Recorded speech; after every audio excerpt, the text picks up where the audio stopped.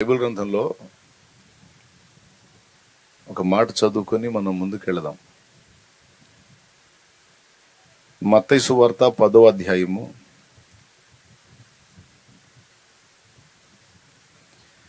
మత్తయి సువార్త 10వ అధ్యాయము 42వ వచనాన్ని చదువుకుందాం. మరియు శిష్యుడని ఎవడు ఈ చిన్నవారిలో ఒకనికి గిన్నెడు చన్నీళ్లు మాత్రము త్రాగనిచ్చునో వాడు తన ఫలము పోగొట్టుకొనుడని నిశ్చయముగా మీతో చెప్పుచున్నాను. దేవునికి స్తోత్రం కలుగును గాక.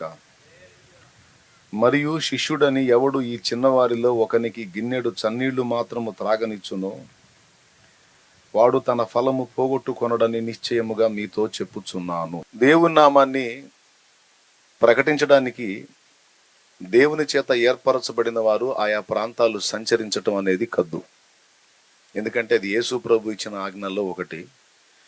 మీరు సర్వలోకానికి వెళ్ళి సర్వ సృష్టికి నన్ను గూర్చినటువంటి సువార్త సత్యాన్ని ప్రకటించండి. నమ్మి బాప్తిస్మం పొందువాడు రక్షింపబడతాడు, నమ్మని వానికి శిక్ష విధింపబడుతుంది అని ఒక ఆజ్ఞ జారీ చేశాడు ప్రభు. ఆ ఆజ్ఞను బట్టి మరి ఆయన యందు విశ్వాసం ఉంచినటువంటి శిష్యులు, ఆయనను ప్రేమించి సేవిస్తున్నటువంటి పరిశుద్ధులు ఆయా ప్రాంతాలకు పంపబడ్డారు, పంపబడతారు, పంపబడాలి. అది దైవాజ్ఞ. అయితే యేసు ప్రభు వారు మరి నా శిష్యుడని ఈ చిన్నవారిలో ఒకరిని చేర్చుకొని మంచి పదార్థాలు పెట్టి బాగా సొమ్ము చేతికిచ్చి మంచిగా సన్మానం చేసి మీ వెండి బంగారాలు ఇచ్చి మీరు ఎంత బాగా చూసుకుంటే అంత మంచిది అని చెప్పలా. ఆ మాట చెప్పలా. యేసు ప్రభు ఆయన జీవించిన జీవితం కానీ తన బిడ్డల విషయంలో ఆయన ఇచ్చినటువంటి సమాచారం కానీ చాలా ఆశ్చర్యకరంగా అనిపిస్తుంది. తూర్పు దేశపు జ్ఞానులు నక్షత్రాన్ని చూసి బయలుదేరి వచ్చారు. యూదా దేశానికి వచ్చేంత వరకు వాళ్ళ నక్షత్రాన్ని ఫాలో అయ్యి యూదా దేశానికి వచ్చిన తర్వాత వాళ్ళ నక్షత్రాన్ని పక్కన పెట్టి సొంత ఆలోచన చేశారు. యూదుల రాజుగా పుట్టేవాడు రాజప్రాసాదంలో ఉంటాడు, రాజు యొక్క అంతఃపురంలో ఉంటాడు. కాబట్టి ఎక్కడికి మనం వెళ్ళాలో నక్షత్రం ఇక్కడ దాకా త్రోవ చూపించింది. ఆ యూదా దేశానికి మనం వచ్చాం కాబట్టి ఇక్కడ మళ్ళీ మనం నక్షత్రాన్ని ఫాలో అవ్వాల్సిన అవసరం లేదు అని మానవ తర్కాన్ని ఉపయోగించుకొని తేడా పడ్డారు. డైరెక్ట్గా హేరోదు రాజు కొలువుకి వెళ్ళారు. కొలువుకెళ్ళి యూదుల రాజుగా పుట్టినవాడు ఎక్కడ ఉన్నాడని అడిగారు. అంటే వాళ్ళ లాజిక్ ఏంటంటే రాజు పశువుల పాకలో పుడతాడని ఎవరైనా అనుకుంటారా? రాజు రాజాంతఃపురంలో పుడతాడు అనేది వాళ్ళ లాజిక్ సహజంగా. కానీ మనుషుల ఆలోచనలకు రివర్స్. ఆయన రాజు యొక్క అంతఃపురంలో పుట్టలేదు, అగ్రభవంతుల్లో పుట్టలేదు. కానీ సామాన్యుడు, దీనుడు, దరిద్రుడు, దరిద్రత బాగా భారంగా మోసేవాడు సైతం ఆయన అందుకోవటానికి వీలుగా పశువులశాలలో, కుడితి తొట్టిలో, పొత్తిగుడ్డల చేత ఆయన పరుండబెట్టబడ్డాడు అని గ్రంథంలో రాసుంది. అంటే ధనికుడికి సామాన్యుడికి కూడా అందుబాటులో ఉండేటట్టు ఎవ్వరూ ఊహించినటువంటి ఒక ప్రదేశంలో యేసు పుడతాడు, అక్కడ ఉంచబడతాడు అనేది ఎవరు ఊహించినటువంటి ప్రదేశం అది. కానీ దేవుడు అంటే అదే. మరి దేవుడు అంటే ధనవంతులకి, సంపన్నులకి, గొప్పవాళ్ళకి, అగ్రవర్ణాల వారికి దేవుడు కాదు. దేవుడు దీనులను, దరిద్రులను అందరినీ ప్రేమిస్తాడు, అందరినీ సమదృష్టితో చూస్తాడు. గనక ఏ స్థితిలో ఉన్న వాళ్ళైనా వచ్చి ఆయన అందిపుచ్చుకోవటానికి వీలుగా అందరికి అందుబాటులో, పశువుల పాకలో చాలా అందుబాటులో, సామాన్యుడికి, దరిద్రుడికి, దారిద్ర్యపు రేఖకు కంటే దిగువనున్న వారికి సైతం అందాడండి ఆయన. అది దేవుని మనస్సు, అందరికీ అందటం. కానీ ఇలా ఉంటాడని తూర్పు దేశపు జ్ఞానులు అనుకోలా.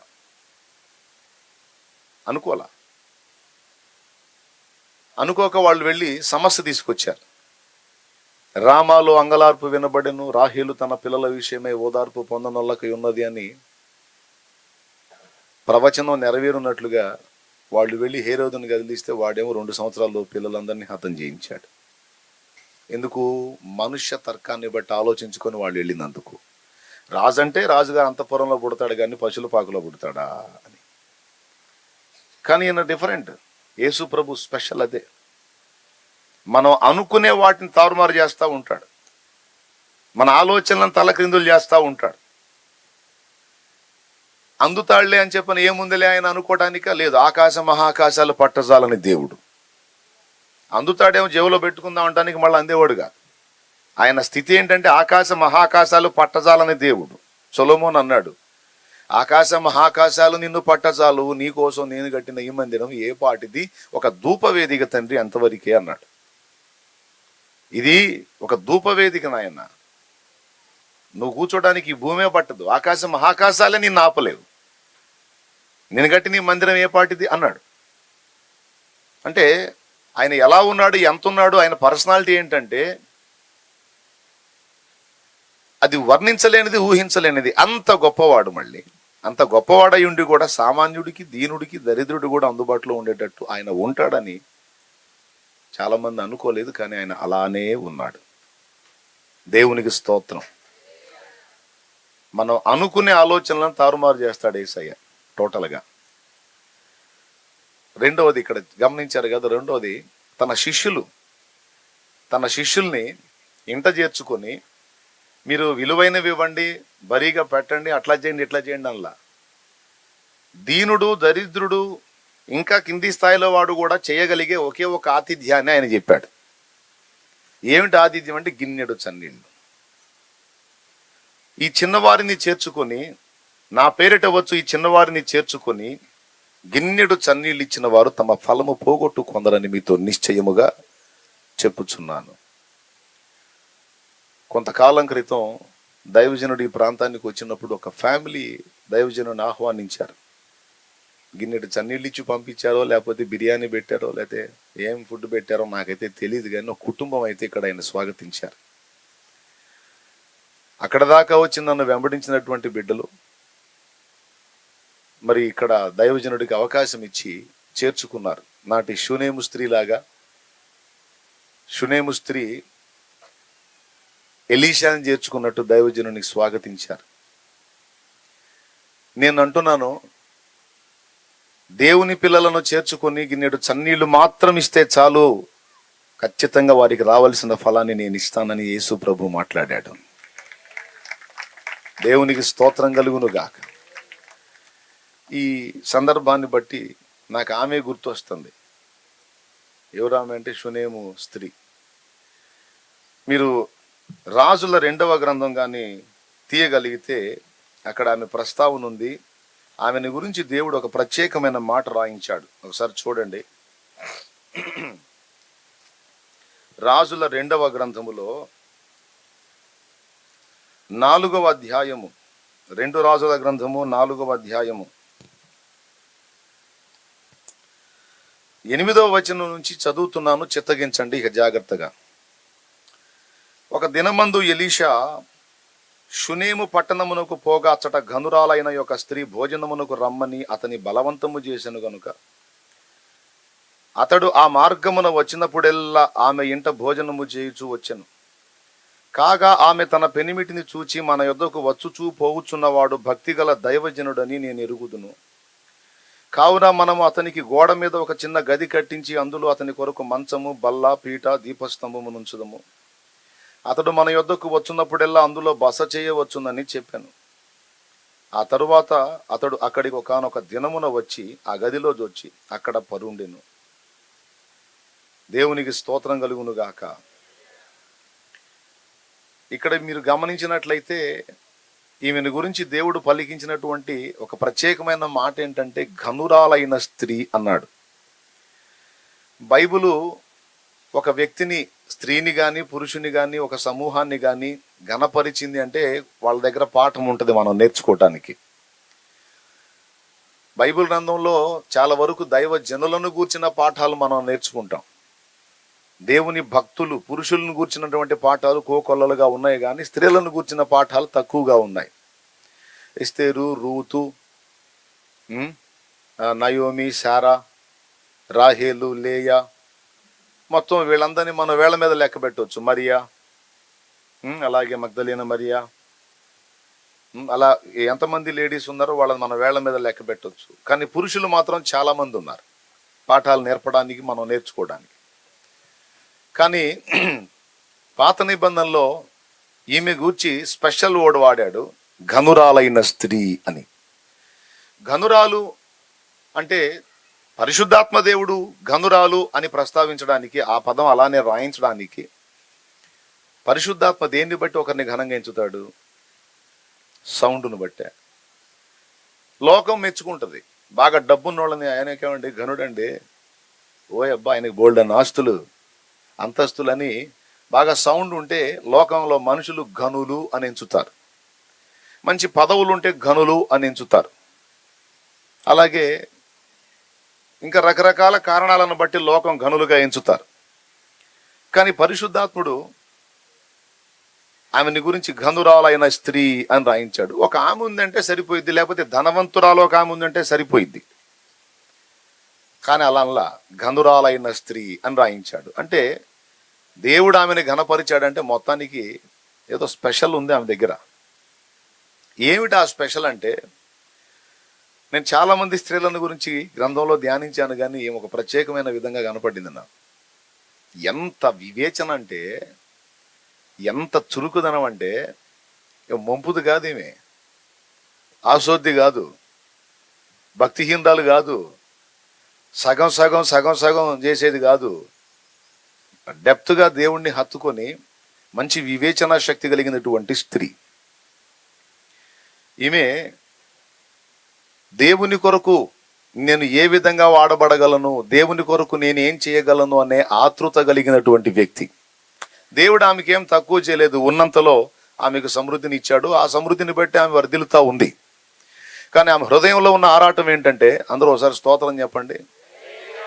నేను దేవునికి ఏదన్నా చేయాలి, దేవుని కొరకు ఏదన్నా చేయాలి, దేవుని కొరకు ఏదన్నా చేయాలి అని ఒక ఆరాటం కలిగినటువంటి వ్యక్తి.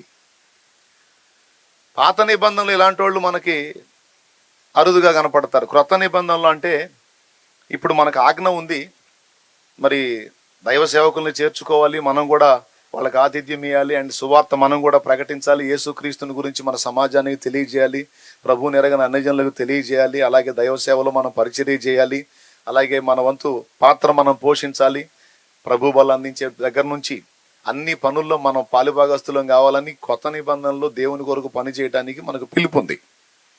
కానీ పాత నిబంధనలో ఉండి కూడా నేను దేవుని కొరకు ఫలించాలి, దేవుని కొరకు పని చేయాలనేటువంటి ఒక తహతహ కలిగినటువంటి స్త్రీగా ఈమె కనపడుతుంది. ఈరోజు కొంతమంది విశ్వాసులు దేవుని సహవాసానికి సన్నిధికి వెళతారు, జస్ట్ దేవుణ్ణి వాడుకోవడానికి ఎక్కువ మంది ఆలోచన చేస్తారు, కానీ నేను దేవుని కొరకు ఎలా వాడబడగలను అనే ఆరాటం కొంతమందిలో ఉంటుంది, కొంతమందిలో ఉండదు. మళ్ళీ చెప్తున్నా, దేవుని సన్నిధికి వచ్చే పురుషులైనా స్త్రీలైనా కొంతమందిలో నేను దేవుని కొరకు వాడబడాలి, ఏదో ఒక విధంగా నేను దేవుని పరిచర్య చేయాలి, దేవునికి నేను ఎలా ఉపయోగపడగలను, ఏ విధంగా నేను దేవుని పనికి కోఆపరేట్ చేయగలను అనేది కొంతమందికి ఉంటుంది, కొంతమందికి ఉండదు. Just use and throw. వాళ్ళు దేవుని దగ్గరికి సమస్యలను బట్టి వస్తారు, వాళ్ళ సమస్యలు వాళ్ళ ఇబ్బందులకు పరిష్కారాలు మాత్రం వెతుక్కొని అంతవరకే తప్పించి అంతకు మించి దేవునికి ఇంకెక్కువ స్థానాన్ని ఇవ్వరు. కానీ క్రొత్త నిబంధనలో మనం ఆజ్ఞాపించబడ్డాం, యేసుక్రీస్తు రక్తములో కడగబడిన మనం అందరము కూడా రాజులైన యాజక సమూహంగా గుర్తించబడ్డాం, దేవుని పనిలో మనమందరం పాలువారమగునట్లు పిలవబడ్డాం. తెలియకపోతే అది వేరే సంగతి, కానీ తెలిసిన తరువాత మనం నిర్లక్ష్యంగా ఉండకూడదు. దేవునికి స్తోత్రం కలుగును గాక. నాకు తెలిసిన ఒక తల్లి ఉంది, ఆమెకి ఇంచుమించు 60 సంవత్సరాల ప్రాయం ఉంటుంది, 60 ఏళ్ళు. 60 సంవత్సరాల ప్రాయంలో ప్రభువుని తెలుసుకుని ఆమె భర్త కలిసి దేవుని గురించి ఇతరులకు ప్రకటించడం మొదలుపెట్టి 51 ఆత్మల్ని రక్షణలోకి నడిపించారు వాళ్ళు. నాకు తెలిసిన ఇంకొక ఆమె ఉంది, ఇంకొక తల్లి, ఆమె ఇంకా పెద్ద వయసు, దాదాపు 70 ఏళ్ళ వయసు. కానీ ఆమె గుండెల్లో దేవుని కొరకు నేను ఏదన్నా పని చేయాలి, దేవుని కొరకు పరిచర్య చేయాలి, దేవుని కోసం ఏదన్నా ఫలించాలని ఆరాటం కలిగిందాం. కానీ ఆమె తిరిగి ప్రకటించే పరిస్థితి లేదు. కానీ దేవుడు ఆమెకు అవకాశం ఇచ్చాడు. ఆమెకు ఒక ఇల్లు ఉంది, 4 గదులు ఇల్లు, వరుసగా ఉంటాయి గదులు. ఒక గదిలో ఆమె ఉంటుంది, 3 గదులు కిరాయికి ఇచ్చింది హైదరాబాద్లో. ఒక గదిలో ఆమె ఉంటుంది, 3 గదులు కిరాయికి ఇచ్చింది. కిరాయికి ఎవరికి ఇచ్చిద్దో తెలుసా? అన్యులకి ఇచ్చింది. 3 గదుల్ని దేవుడిని ఎరగని అన్యులకి ఇచ్చింది. దాదాపు వాళ్ళు ఒక సంవత్సరంన్నర ఆ ఇంట ఉన్నారు అంటే ఆ సంవత్సరంన్నర లోపు ఆ 3 కుటుంబాలు బాప్తీసం పొందుతారు. ఎందుకంటే ఆమె పని అదే. ఆమె పని ఏంటంటే ఆ ఇంట్లోకి అన్యుల్ని చేర్చుకొని వాళ్ళకి దేవుని ప్రేమ చూపించుద్ది. పెద్ద తల్లి దేవుని ప్రేమ చూపించుద్ది, క్రమంగా వారి ఎదుట నడుచుకుంటుంది. తర్వాత వాళ్ళకి సువార్త అందిస్తూ ఉంటుంది. ఫస్ట్ మాటలు చెప్పటం కాదు, ఫస్ట్ క్రియ చూపించిద్ది. ఆమె దేవుని ప్రేమ చూపించిద్ది, సత్ప్రవర్తన కనపరిచిద్ది. ఈ రెండింటిని బట్టి వాళ్ళు, మా అమ్మగారు ఇంత మంచిగా ఉంటారు, మీరు మా అమ్మలాగా మమ్మల్ని ప్రేమిస్తారు, మా బాగోగులు పట్టించుకుంటారు, మా గురించి ఇంత శ్రద్ధ వహిస్తారు, మా సొంత వాళ్ళకే మా మీద చింత లేదు, పట్టింపు లేదు, మీకు ఎందుకు మా అమ్మగారు ఇంత భారం మా విషయంలో అని వాళ్ళ నోటితో వాళ్ళే అడుగుతారు. అప్పుడు మొదలు పెట్టుద్దమ్మా, ఇది నాకు దేవుడి ప్రేమమ్మా, దేవుడు నేర్పిన అనుభవం, ఇది నాకు దేవుడు ఇచ్చినటువంటి ఆ మమత తల్లి, మరి నా యేసయ్య అట్లా చెప్పాడమ్మా అని అప్పుడు యేసయ్య గురించి సువార్త చెప్పుద్ది. ముందు క్రియ చేసిద్ది, సత్ప్రవర్తన చూపించుద్ది, ప్రేమను పంచుద్ది. వాళ్ళు కనెక్ట్ అయిన తర్వాత వాళ్ళు అడుగుతారు ఇది ఎలా సాధ్యం అని అడిగినప్పుడు అప్పుడు యేసయ్య గురించి చెప్పుద్ది ఆ తల్లి. చెప్పి కొద్ది కాలం తర్వాత ఇక మొత్తానికి సువార్త చెప్పి ఆత్మ రక్షణ విలువ, ఆత్మ నిత్య జీవానికి వెళ్ళటం, ఆత్మ నిత్య నరకానికి వెళ్ళటం అనే విషయాలు కూడా గ్రహింపు కలిగించి వాళ్ళు రక్షణ పొందేటట్టు వాళ్ళని పురికొల్పి వాళ్ళ కుటుంబాలన్నీ రక్షణలోనికి వచ్చిన దాకా కష్టపడిద్ది. మొత్తం రక్షణలోనికి వచ్చిన తర్వాత అప్పుడు ఇల్లు ఖాళీ చేయమంటది. దేవునికి స్తోత్రం కలుగును గాక.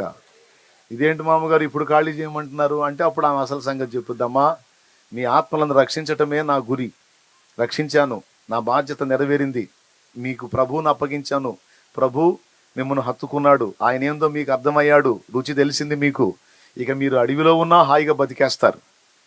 ఇక మీ బాధ్యత ఏంటంటే మీరు వెళ్ళి ఎక్కడ నివాసం ఉంటారు అక్కడ ఉన్న ప్రజలను రక్షణలోకి నడిపించండి. నా ద్వారా మీరు నడిపించబడ్డారు కదా, మీరు అక్కడ ఉన్న ప్రజల్ని రక్షణలోకి నడిపించండి. నేను మళ్ళా ఈ 3 ఇళ్లని మళ్ళా 3 అన్యులకి ఇస్తాను, సహకరించండి అమ్మా, మరికొన్ని ఆత్మలను రక్షించుకుంటానమ్మా, నా పెద్ద వయసు వచ్చింది, తిరిగి సువార్త చేయలేనమ్మా, నా ప్రభు నన్ను ఎప్పుడు పిలుస్తాడో తెలియదు, నేను పోబోయేలో మరికొన్ని కుటుంబాలు రక్షించిపోవాలమ్మా అంటే సంతోషంగా ఖాళీ చేస్తారట. దేవునికి స్తోత్రం కలుగును గాక. ఎంత చిత్తశుద్ధి అండి ఆమెకి దేవుని పని పట్ల, ఎంత భారం అండి. ఇలాంటి వాళ్ళని మనం కనుగొనగలమా? కానీ నిజంగా చేస్తుంది ఆమె, నిజంగా చేసింది, ఇది వాస్తవం. మళ్ళా 3 కుటుంబాలు వస్తాయి, మళ్ళీ వాళ్ళకి దేవుని ప్రేమ, సువార్త, సత్యం, వాళ్ళ రక్షణలోకి వస్తారు. అలాగా ఇక అదే డ్యూటీ ఆమెకి. అంతకు మించి ఇక నా జీవితానికి వేరే సార్థకత లేదు. ఆత్మలను రక్షణలోనికి నడిపించడం, జీవితాలను నా ప్రభు చేతికి అప్పగించడం కంటే గొప్ప విషయం ఏది లేదని, నా ప్రభు కొరకు ఫలించాలి, పని చేయాలనే రంది కలిగిన స్త్రీలకి దేవుడు తప్పకుండా అవకాశాలు ఇస్తాడు. ఈరోజు ఈ మందిర ప్రతిష్టారాధనకు వచ్చిన మీ అందరికీ కూడా అదే చెప్తున్నాను నేను. దేవుడు నీకు ఆపత్కాలంలో నిశ్చయంగా సహాయకుడు, తప్పకుండా హెల్ప్ చేస్తాడు. ఆయన నమ్మదగిన వాడు. ఆయన నాకు ఏం చేశాడు, ఏం చేస్తాడన్న చింత నీకు అక్కర్లేదు. కానీ నువ్వు ఏదన్నా బాధపడితే, దేని గురించి బాధపడాలంటే, నేను ఇంకా ఏం చేయలేకపోతున్నాను ప్రభు కోసం, నేను ఏం చేయగలను, ప్రభువా నన్ను వాడుకో అని నువ్వు ఏడవాల్సి ఉంది. ప్రభువా నా అప్పులు తీర్చు, ప్రభువా నా రోగాన్ని స్వస్థపరచు, ప్రభువా నాకు ఫ్రీడమ్ ఇవ్వు, ప్రభువా నా పిల్లల్ని ఆశీర్వదించు అని రకరకాలుగా నువ్వు అడుగుతావు. అడిగితే దేవుని ప్రశ్న ఏంటంటే, ఓకే నీ అప్పులు నేను తీరుస్తాను, ఎందుకు అని అడుగుతాడు. ఎందుకే ఉంది నాయన, కాస్త అప్పుల భారం పోతే రోజుకో సినిమా చూసుకుంటా ప్రశాంతంగా గడుపుతా తండ్రి, అందుక? లేకపోతే ఎందుకు నీ రోగాన్ని తగ్గించాలి, రోగాన్ని తగ్గిస్తే తండ్రి ఇంకా 4 రూపాయలు వెనకేసుకుంటాను తండ్రి, కాస్త గుర్తు పని చేసుకొని వెనకేసుకోవటానికి తండ్రి, వెనకేసుకోవటానికంటే ఆయన ఆలోచనలో పడతాడు. రోగం వచ్చి చావుకు దగ్గర వచ్చినా కూడా నీకు సిగ్గురాలి, ఇంకా వెనకేసుకునే వారంలోనే ఉన్నావు నువ్వు. 4 రూపాయలు కాదు, 4 ఆత్మలని వెనకేయాలి, 4 ఆత్మలని రక్షణలో నడిపించాలన్న మాట నువ్వు అనట్లేదే. నేను చెప్తున్నాను, నువ్వు అడుగు, ప్రభువా నాకున్న ఈ అప్పుల బాధలు తీసివేయి తండ్రి, నేను ఫ్రీగా 4 ప్రాంతాలు తిరిగి నిన్ను ప్రచురపరచాలి ప్రభువా, 4 ఆత్మని రక్షించాలి ప్రభువా, దయచేసి నన్ను వాడుకో తండ్రి, నీ చేతుల్లో వాడబడకపోతే నా బ్రతుకు అర్థమేమిటి తండ్రి అని నువ్వు ఏడిస్తే, రోజు నీ ప్రార్థన ఇదైతే, నా తండ్రి తప్పకుండా నిన్ను వాడుకుంటాడు. నీ నోటితో నువ్వు ఎవరికి దేవుని మాటలు చెప్పినా వాళ్ళు మారుతారు. నువ్వు ఏ ఇంట్లో అడుగు పెట్టినా ఇల్లు దీవించబడింది. వాడుకుంటాడు నిన్ను. అయితే గుండెలో ఆశ ఉండాలి. గుండెలో ఏముండాలి? దేవుణ్ణి వాడుకుందాం, సబ్బురుదినట్టు రుద్దుదాం దేవుణ్ణని కాదు. దేవుని చేతిలో వాడబడాలి అన్న ఆరాటం ఉన్న వాళ్ళని నిశ్చయంగా దేవుడు పురుషులనైనా స్త్రీలనైనా వాడుకుంటాడు. దానికి కావాల్సిన వెసులుబాటు ఆయనే ఇస్తాడు, ద్వారాలు ఆయనే తెరుస్తాడు. ఎందుకంటే నేను నా లైఫ్లో ప్రాక్టికల్గా అనుభవించాను నేను.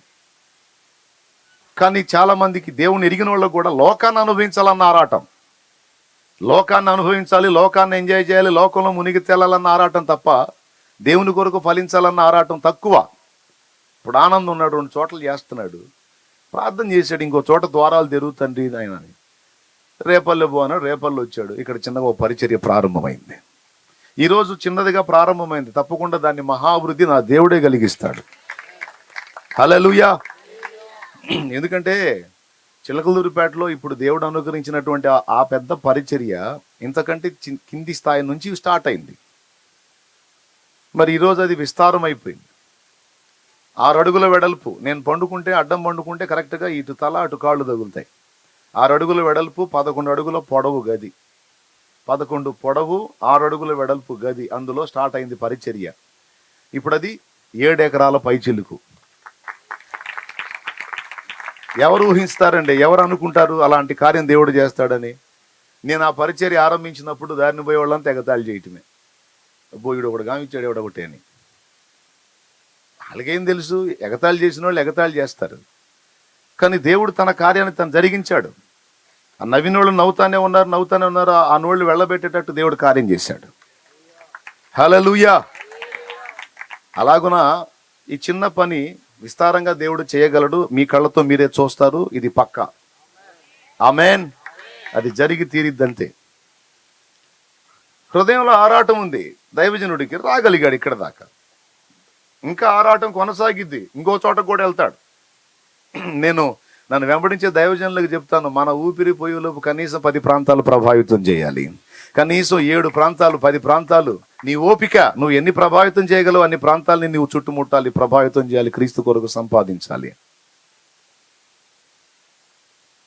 ఏదో ఒక సంఘం అర సంఘం గట్టి అక్కడే కూర్చొని పాడిందే పాడుకుంటా కాదు. ఒక చోట ఇంకో చోట ఇంకో చోట ఇంకో చోట తిరగాలి, ప్రకటించాలి. మీరు వెళ్ళుడి అన్నాడు ఆయన, కూర్చోండి అన్లా. ఎక్కడన్నా అన్నాడా? మీరు కూర్చోండి అన్నాడా? వెళ్ళుడి.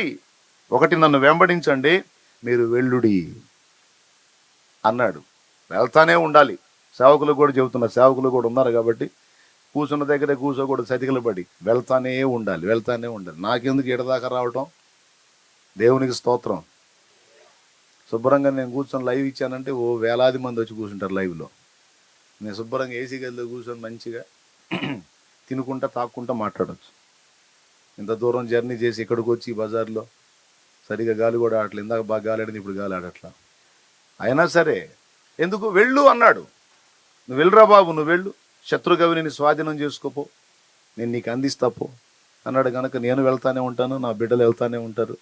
మీ అందరికి కూడా అదే చెప్తున్నాను నేను. సత్యంలోపు ఏదో ఒకటి సాధించి సావాలి. కోర్టు చచ్చింది గోడవతల పడేసామన్న దరిద్రపు చరిత్ర ఉండకూడదు. ఏమనుకో, దాడవాళ్ళకి మోకాళ్ళకి అందరికీ చెప్తున్నా, కోర్టు చచ్చింది గోడవతల పడేశారన్న దరిద్రపు చరిత్ర ఉండకూడదు. మనం చచ్చేలోపు ఫలానోడు ఇదిగో ఇంతమంది జీవితాలను ప్రభావితం చేశాడు, ఫలానామె ఇంత దేవుని పని చేసింది, పరిశుద్ధాత్మను కలిగింది, ఇదిగో ఇలా చేసిందని నిన్ను గూర్చి చెప్పి నా ప్రభు మెచ్చుకోవాలి. భూమి మీద కూడా ఒక చరిత్ర ఉండాలి, ఒక సాక్ష్యం ఉండాలి. అది బతుకు. బాగా సంపాదించాం, తిన్నాం, రోజుకు 3 సార్లు తిన్నాం, 2 సార్లు పోయి వచ్చాం, ఫ్రీ మోషన్ అనుకుంటే తిరగటం కాదు. అది కాదు బతుకంటే. బతుకు అది కాదండి, అది కాదు. 4 కడుపులు నింపిన సాక్ష్యం మనకు ఉండాలి, 4 కన్నీళ్లు తుడిచిన సాక్ష్యం మనకు ఉండాలి, 4 ఆత్మల్ని రక్షించిన సాక్ష్యం మనకు ఉండాలి, 10 జీవితాలు వెలిగించిన సాక్ష్యం మనకు ఉండాలి. చచ్చి అక్కడ బాక్సులో పెడితే వచ్చి మన కోసం కన్నీటి చుక్కలు 4 విడిచేటువంటి 4 వ్యక్తులు కావాలి. అది బతుకు, అది జీవితం, అది చరిత్ర. అంతేగాని ఏ పొద్దు ఆ కుటుంబము, ఆ ఇల్లు, ఆ సంసారం ఊడిసి తోమి ఉతికి కడిగి ఏమండి బతుకంతదేనా? మారొద్దు, మార్పు రావద్దు. దేవునికి స్తోత్రం కలుగును గాక. మరి ఆడోళ్ళు మగవాళ్ళు మొత్తం సిగ్గు తెచ్చుకోవాల్సిందే. ఒక ప్రణాళిక, ఒక లక్ష్యం, ఒక గురి కలిగిన జీవితం, అది కూడా దేవుని సంబంధమైన విషయాల్లో భారం కలిగినటువంటి జీవితం జీవించాలి. అలాగ దేవుని కోసం నేను వాడబడాలి అని మున్నీరై దేవుని పాదాల దగ్గర కూర్చొని, దేవా నన్ను వాడుకో తండ్రి అని నువ్వు ఏడిస్తే నా తండ్రి నిన్ను వాడుకుంటాడు. నువ్వు ప్రార్థించినప్పుడు స్వస్థతలు కలిగిస్తాడు. నువ్వు అడుగుపెట్టిన ఇల్లు రక్షింపబడిద్ది. నువ్వు మాట్లాడిన వ్యక్తులు మారిపోతారు. ఇది నువ్వు చెయ్యాలి. దేవుని యందల విశ్వాసాన్ని బట్టి దేవుని కోసం నేను వాడబడాలని ప్రతి యవనస్తుడు, స్త్రీ, పురుషుడు, ముసలమ్మ కూడా చాలా సంవత్సరాల క్రితం జరిగింది. ఒక ముసలమ్మ చేసిన పని భిక్షగత్తె ఇళ్ళమ్మడి తిరిగి పైసలు అడుక్కొని బతికే తల్లి. అంత భిక్షగాళ్ళు అంత సత్రాల్లో ఉంటారు కదా, అట్లాంటి సత్రంలో ఉంది ఆ తల్లి, ఎవరు దిక్కులేంది. ఎట్ట తెలుసుకుందో యేసు ప్రభు గురించి తెలుసుకొని మారు మనసు పొంది రక్షణ పొందుకొని ప్రభువుకి ప్రార్థన చేసుకుంటా ఉంది. రోజు ఏడ్చేదంట, నా కాళ్ళన్నీ అయిపోయినాయి ప్రభా, ఇప్పుడు నేను నీకోసం ఏం చేయగలను? నా తండ్రి నీకోసం నేను ఏదో ఒకటి చేయాలని ఆశగా ఉంది ప్రభా. మరి అక్కడక్కడ వాక్యం వింటదిగా, నా బోటోడు చెబుతాడుగా, దేవుని స్తోత్రం, దేవుని పని చేయండి, దేవుని కోసం బ్రతకండి, ఏదో ఒకటి సాధించండి, 4 ఆత్మని రక్షించండి అని నా బోటోడు చెబుతుంటాడు కదా. ఏమో స్తోత్రం చెప్పండి గట్టిగా చెప్పండి. పక్కన వాళ్ళు బలకరించండి కొద్దిగా, పక్కన వాళ్ళు చేతులు కలపండి. బాగున్నారా? బతికే ఉన్నారా? పలకరించండి కొద్దిగా. వినండి, మీకు గాలి అట్లా నాకు ఆడట్లేదు కాబట్టి నేను త్యాగం చేశాను. నాకు ఫ్యాన్ పెట్టినా త్యాగం చేశాను. మీకు ఆడని గాలి నాకు కూడా వద్దని. కాబట్టి మర్యాద వినండి. 2 మొక్కలు చెప్పేసి నేను ముగించి మందిరం ఓపెన్ చేసి జంప్. మళ్ళీ రేపు ఇంకొక ఊరు ఉంది, కనిగిరి అవతల పామూరు దగ్గర ఉంది మళ్ళీ మందిర ప్రతిష్ట. రోజు ఒక మందిరం తిరుగుతూనే ఉండాలి. ఇక నేను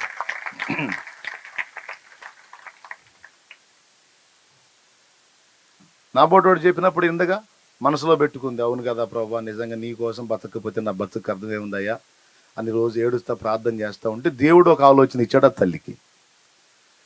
ఇక నుంచి డబ్బులు దాచిపెట్టమని. ఆమె తెచ్చుకున్న డబ్బులు, భిక్షం ఎత్తుకొని తెచ్చుకున్న డబ్బుల్లో కొంత వాడుకొని కొంత దాచిపెడతా ఒక అమౌంట్ చేసింది. అప్పటి రోజుల్లో ఒక అమౌంట్ చేస్తే ఆ డబ్బులన్నీ రెడీ అయిన తర్వాత దేవుడు ఆమెతో మాట్లాడుతున్నాడు, ఈ డబ్బులు పెట్టి ఒక రేడియో కొనుక్కోపో అని. ఏంటిదే? రేడియో కొను అన్నాడు. దేవుడు మాట్లాడుతున్నాడు, ఆమెకు ప్రేరణ ఇస్తున్నాడు, రేడియో కొను. రేడియో నేనేం చేసుకునేది తండ్రి ముసల్దాన్ని, నాకెందుకు నేను రేడియో అంటే, నువ్వు కొనుక్కురా. సరే ఎవరినో నీ బోట అయిన పట్టుకొని పోయి కొనుక్కొచ్చుకుంది రేడియో. అబ్బాయి రేడియో ఒకటి ఇప్పించండి అయ్యా బాబా అంటే ఇప్పించారు. ఇక ఆ రేడియో పెట్టి ఇక ఆ బ్యాండ్ అటు ఇటు తిప్పుతూ ఉంటుంది రోజు. ఓ రోజు వాక్యం కనెక్ట్ అయింది, అందులో యేసు ప్రభు వాక్యం కనెక్ట్ అయింది. ఆ వాక్యం పెట్టింది, వింటుంది. అబ్బో, నేను నా దగ్గరికి వచ్చి ఈ మాటలు వినపడుతున్నాయి, స్తోత్రం హల్లెలూయా అనుకొని ఆ మాటలు వింటా ఉంది, ఆనందపడింది. ఇక రేడియో సౌండ్ ఫుల్గా పెట్టి సాయంత్రానికి ఈ భిక్షగాళ్ళందరూ, ఈ గంజాయి వాళ్ళు, ఈ సారాయి వాళ్ళు పొగులంతా అడుక్కుంటారు, సాయంత్రానికి తాగొస్తుంటారు. వాళ్ళందరూ చేరిన తర్వాత కరెక్ట్గా సాయంత్రానికి 6:30-7 ఆ వాక్యం పెట్టింది. ఆ వాక్యం పెడితే ఆ వాక్యం వస్తూ ఉంటే మొదటిసారి విన్నోళ్ళు ఎగతాళి చేశారు, ఏ ముసల్దానా ఏంది హడావుడి చేస్తున్నావు అని. ఏదో లే బాబు ముసల్దాన్ని, నాకు దేవుడు మాటలు వింటున్నాను లేనాయనా అని రోజు 3 రోజులు పెట్టింది. 4వ రోజు ఆపింది. మొదటి రోజు ఎగతాళి చేశారు, 2వ రోజు చిన్నగా ఇంట మొదలు పెట్టారు, 3వ రోజు ఇంకొంచెం కనెక్ట్ అయ్యారు, 4వ రోజు ఆపింది. ఆ పెట్టేప్పటికి వాళ్ళే వచ్చి అడుగుతున్నారు, ఏ ముసల్దానా ఏదో రోజు ఏదో పెడతావుగా, ఏంది ఇవాళ ఏం పెట్టలేదా అన్నారు. ఎందుకులే మీకు ఇబ్బందిగా ఉంది, ఏమన్నా ఇబ్బందా పాడబ్బా, బెమానకుండా దేవుడు మాటలు పెట్టి ఉంది, అవేమైంది వాళ్ళు అడిగారు. పెట్టింది. నీకు తెలుసా, దాదాపు 40 మంది కనెక్ట్ అయ్యారు. ఆ భిక్షగాళ్ల గుంపులోంచి 40 మంది కనెక్ట్ అయ్యారు బ్రదర్. గంజాయి వదిలిపెట్టారు, తాగుడు వదిలిపెట్టారు. అంతకుముందు ఏవేవే పాటలు పాడుకుంటూ అడుక్కునేవాళ్ళు ఇప్పుడు ఆ పాటలన్నీ వదిలిపెట్టేసి ఎన్ని తలచినా ఏది అడిగినా జరిగేది నీ చిత్తమే ప్రభువా, జరిగేది నీ చిత్తమే. నీ వాక్కుకై వేచియుంటిని, నా ప్రార్థన ఆలకించుమా ప్రభువా. దేవునికి మహిమ కలుగును గాక. చూడండి ఆ జీవితాలు ఎలా మార్చబడ్డాయో. ఆమె కాళ్ళు పనిచేయని ముసలమ్మ రేడియోను ఉపయోగించి, అది వాడబడాలయ్యా, నీకోసం నన్ను వాడుకోయ్యా, నీ పని చేయాలని ఆశ ఉంది ప్రవ్వా అని నువ్వు ఏడిస్తే ఐడియా నీకు ఇస్తాడు, అవకాశం నీకు ఇస్తాడు, కావాలంటే ఆర్థిక సమృద్ధి కూడా నీకు ఇస్తాడు, అనుకూల పరిస్థితులు నీకు రప్పిస్తాడు. నువ్వు వెళ్ళలేకపోతే వాళ్ళని నీ ముందుకే తెప్పిస్తాడు. జస్ట్ ఇక నువ్వు మాట్లాడాలని తీసుకొచ్చాను అంటాడు. ఇలాంటి బోల్డ్ అన్ని స్టోరీలు. నాకు తెలిసిన ఒక ఉంది మరియమ్మ తల్లి అని, కళ్ళు కనపడవు, ఒక్క బైబిల్ చదవటానికి మాత్రమే కళ్ళు కనపడతాయి. ఇంతంతలా అద్దాలు ఆమె, ఇంతంతలా అద్దాలు పెట్టినా సరే మనిషిని పోల్చుకోలేదు. ఆమె మోకాళ్ళు ఏడిసింది, ఒక్క ఆత్మనన్నా రక్షించడానికి నా దగ్గర నేను వెళ్ళలేను ప్రభా, నేను తిరగలేనయ్యా, కళ్ళు పోయినాయి కాళ్ళు పోయినాయి, నా దగ్గరకు పంపించు ప్రభా అని ప్రార్థన చేసింది. ఇట్లాంటి చిన్నవాడిని ఒకరిని పంపించాడు ఆమె దగ్గరికి. పెద్ద ఆవిడ కదా పోయి కూర్చొని ఆ మాటలు ఇంటా చివరికి ప్రభు కనెక్ట్ అయ్యాడు.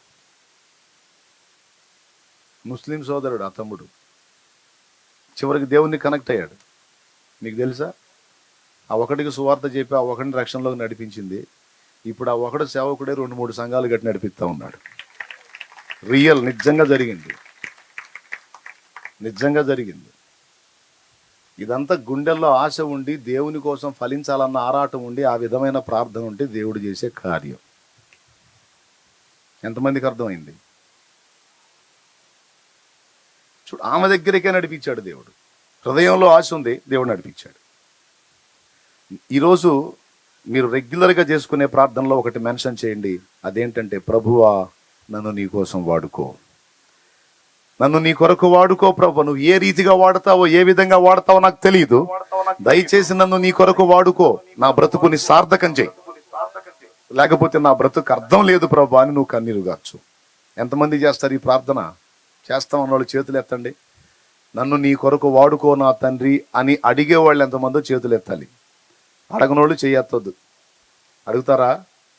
ఓ తల్లి ఎత్తట్లా ఎందుకని అనుమానిస్తుంది. మరి అడగాలి. యేసు నామంలో అడగాలి. నన్ను వాడుకో ప్రభు, నీ కొరకు వాడుకో. నన్ను వెంబడించే బిడ్డలందరికీ చెప్తున్నా, వేస్ట్ ఫెలోస్గా ఉండొద్దు. స్త్రీలు పురుషులు ఎవ్వరు కూడా వేస్ట్ ఫెలోస్గా ఉండొద్దు. వాడబడాలి దేవుని కోసం. ఆమేన్. షునేమి స్త్రీ అలాంటిది, షునేమీరాలు. దేవుని కోసం నేను ఏదో ఒకటి చేయాలి, ఏం చేయాలని వెతుకుతా ఉంది. చాలామంది దేవుని భక్తులు కనపడుతున్నారు. వాళ్ళు దేవుని భక్తులో దొంగ భక్తులో నాకు తెలుసు. ఎందుకంటే ముందే చెప్పా, మంచి వివేచన కలిగింది. ఎవరెవరు ఎలాంటి భక్తులో, ఎవరెవరి ఆత్మీయత ఎంతో కూడా గుర్తుపట్టగలిగేంత చురుకైన మనిషి ఆమె. ఎలీషాను చూసింది ఒకరోజు. ఎలీషాను చూసింది, ఆయన అబ్జర్వ్ చేసింది.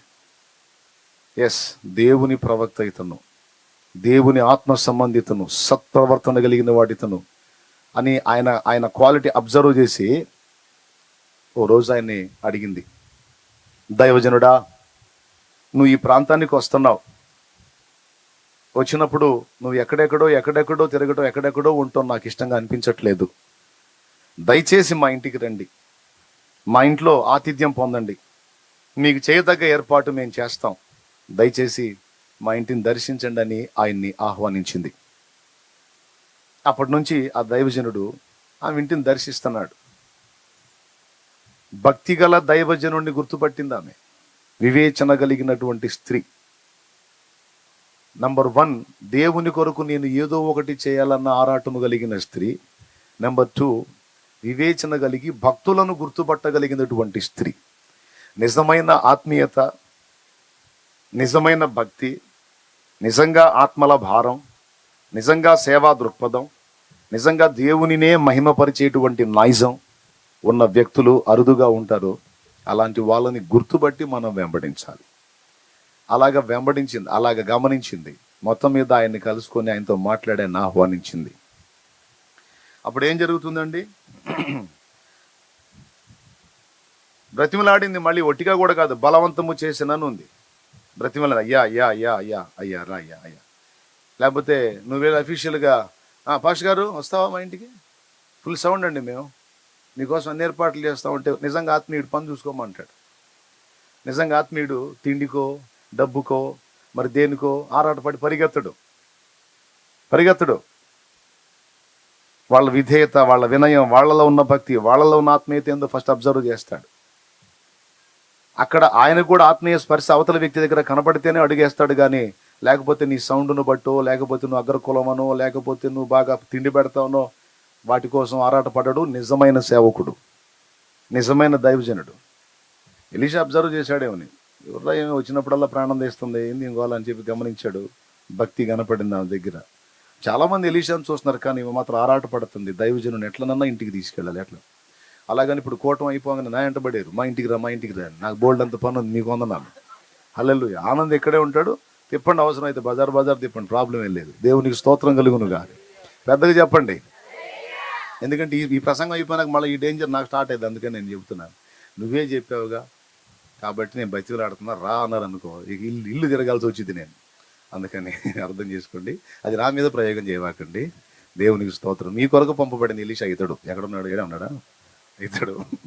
దేవునికి మహిమ. పట్టుబట్టింది. భక్తులను గుర్తుపట్టడమే కాదు, భక్తులను ఇంటికి ఆహ్వానించుకునేటువంటి వ్యక్తి. యేసయ్య అన్నాడు, గిన్నెడు చన్నీళ్ళు ఇచ్చిన వాడు తన ఫలము పోగొట్టుకున్నాడని మీతో నిశ్చయంగా చెప్తున్నాడు. గిన్నెడు చన్నీళ్ళు కాదు, ఆ ప్రాంతానికి వచ్చినప్పుడల్లా ఆమె ఇంట భోజనం చేసి వెళ్ళాడట ఆయన. ఎలీషా వెంట గేహజీ కూడా ఉండేవాడు, ఇద్దరు వచ్చేవాడు.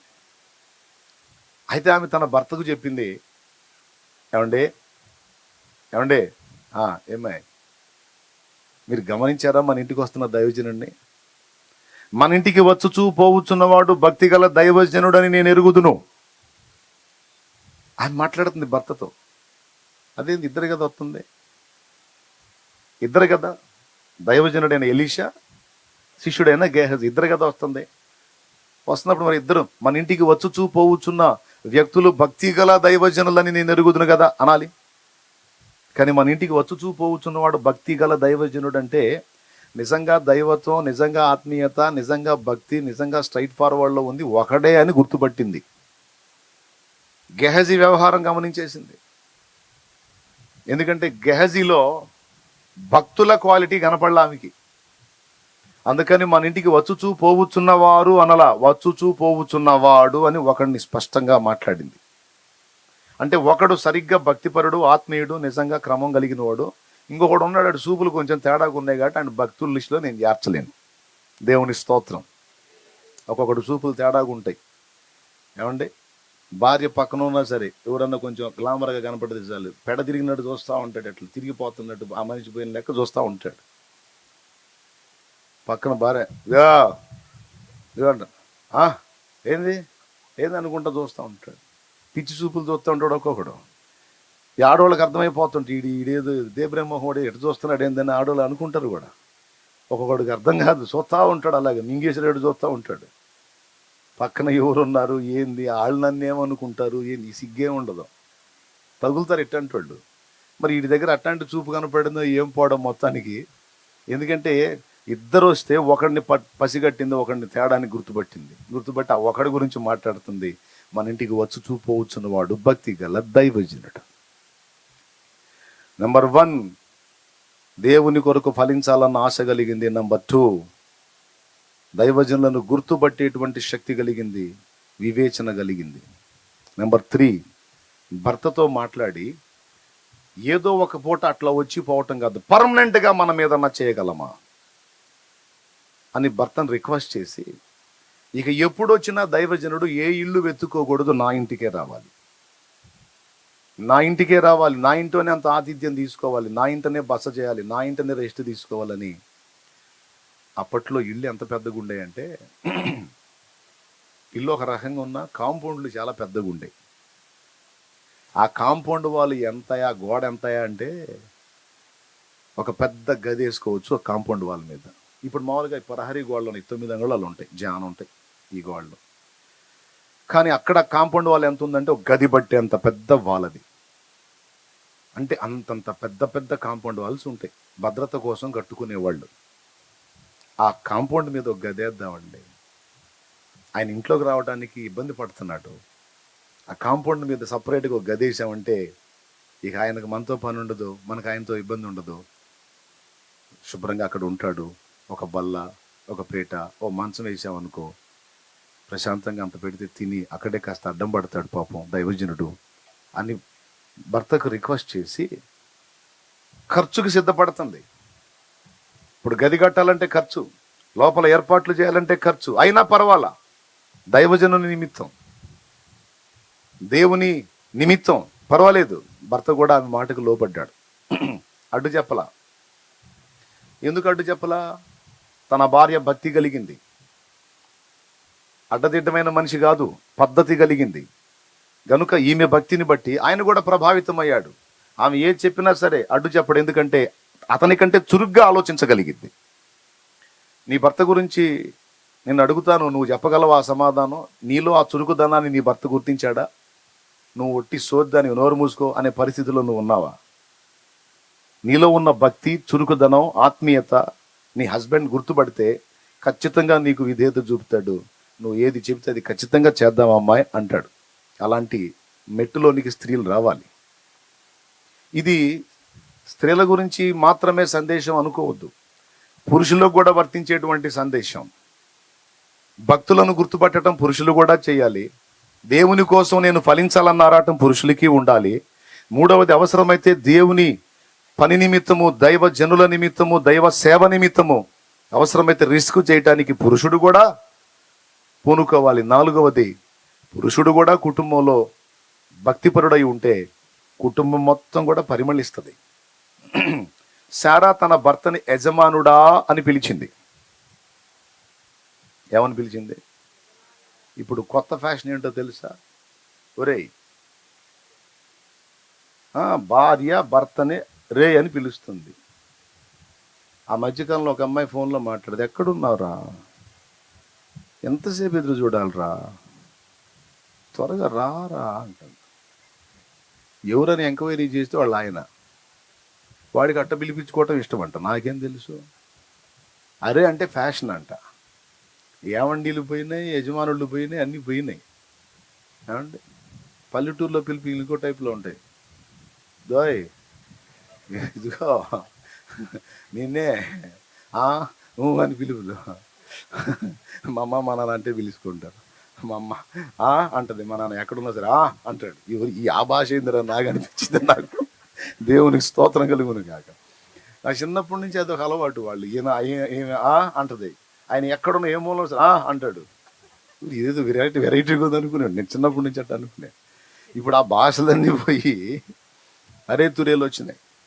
ఆమెమో అరే, వాడేమో ఓసాయి. అది ఫ్యాషన్ అంట. నేను చెప్పడం కావాలంటే ఎంక్వైరీ చేసుకొని చూడండి. ఇప్పుడు అదే భాష, ఈ దరిద్ర కొట్టు భాషలు. కానీ ఆనాడు యజమానుడా అని అబ్రహాముని శారా పిలిచిందంటే ఏ విధంగా నడుచుకొని ఉంటే అలా ఆమె గౌరవించగలిగింది ఆ భర్తని. ఎంతటి సత్ప్రవర్తన తన భార్య ఎదుట కనపరిస్తే అంత బాగా ఆమె ఆయన గురించి మాట్లాడింది. ఏమండి అనలేదు, ఇంకొకటి అనలేదు, ఏలినవాడా, యజమానుడా, అంటే దైవజనుడా అని పిలిచింది అబ్రహాముని. నువ్వు దేవుని మనిషివి. ఆమె కూడా దేవునికి అంతే కనెక్ట్ అయింది. నేను చెప్తున్నా, ఓ స్త్రీ, నిన్ను బట్టి నీ భర్త దేవునికి కనెక్ట్ అయ్యేంత భక్తి నీలో కనపడాలి, అంత ఆత్మీయత, అంత ఒరిజినాలిటీ. నువ్వు నాసిరకం వ్యవహారం చేసావనుకో, సగం సగం చేసావనుకో, అవతలోడు కనెక్ట్ అవ్వడు దేవునికి.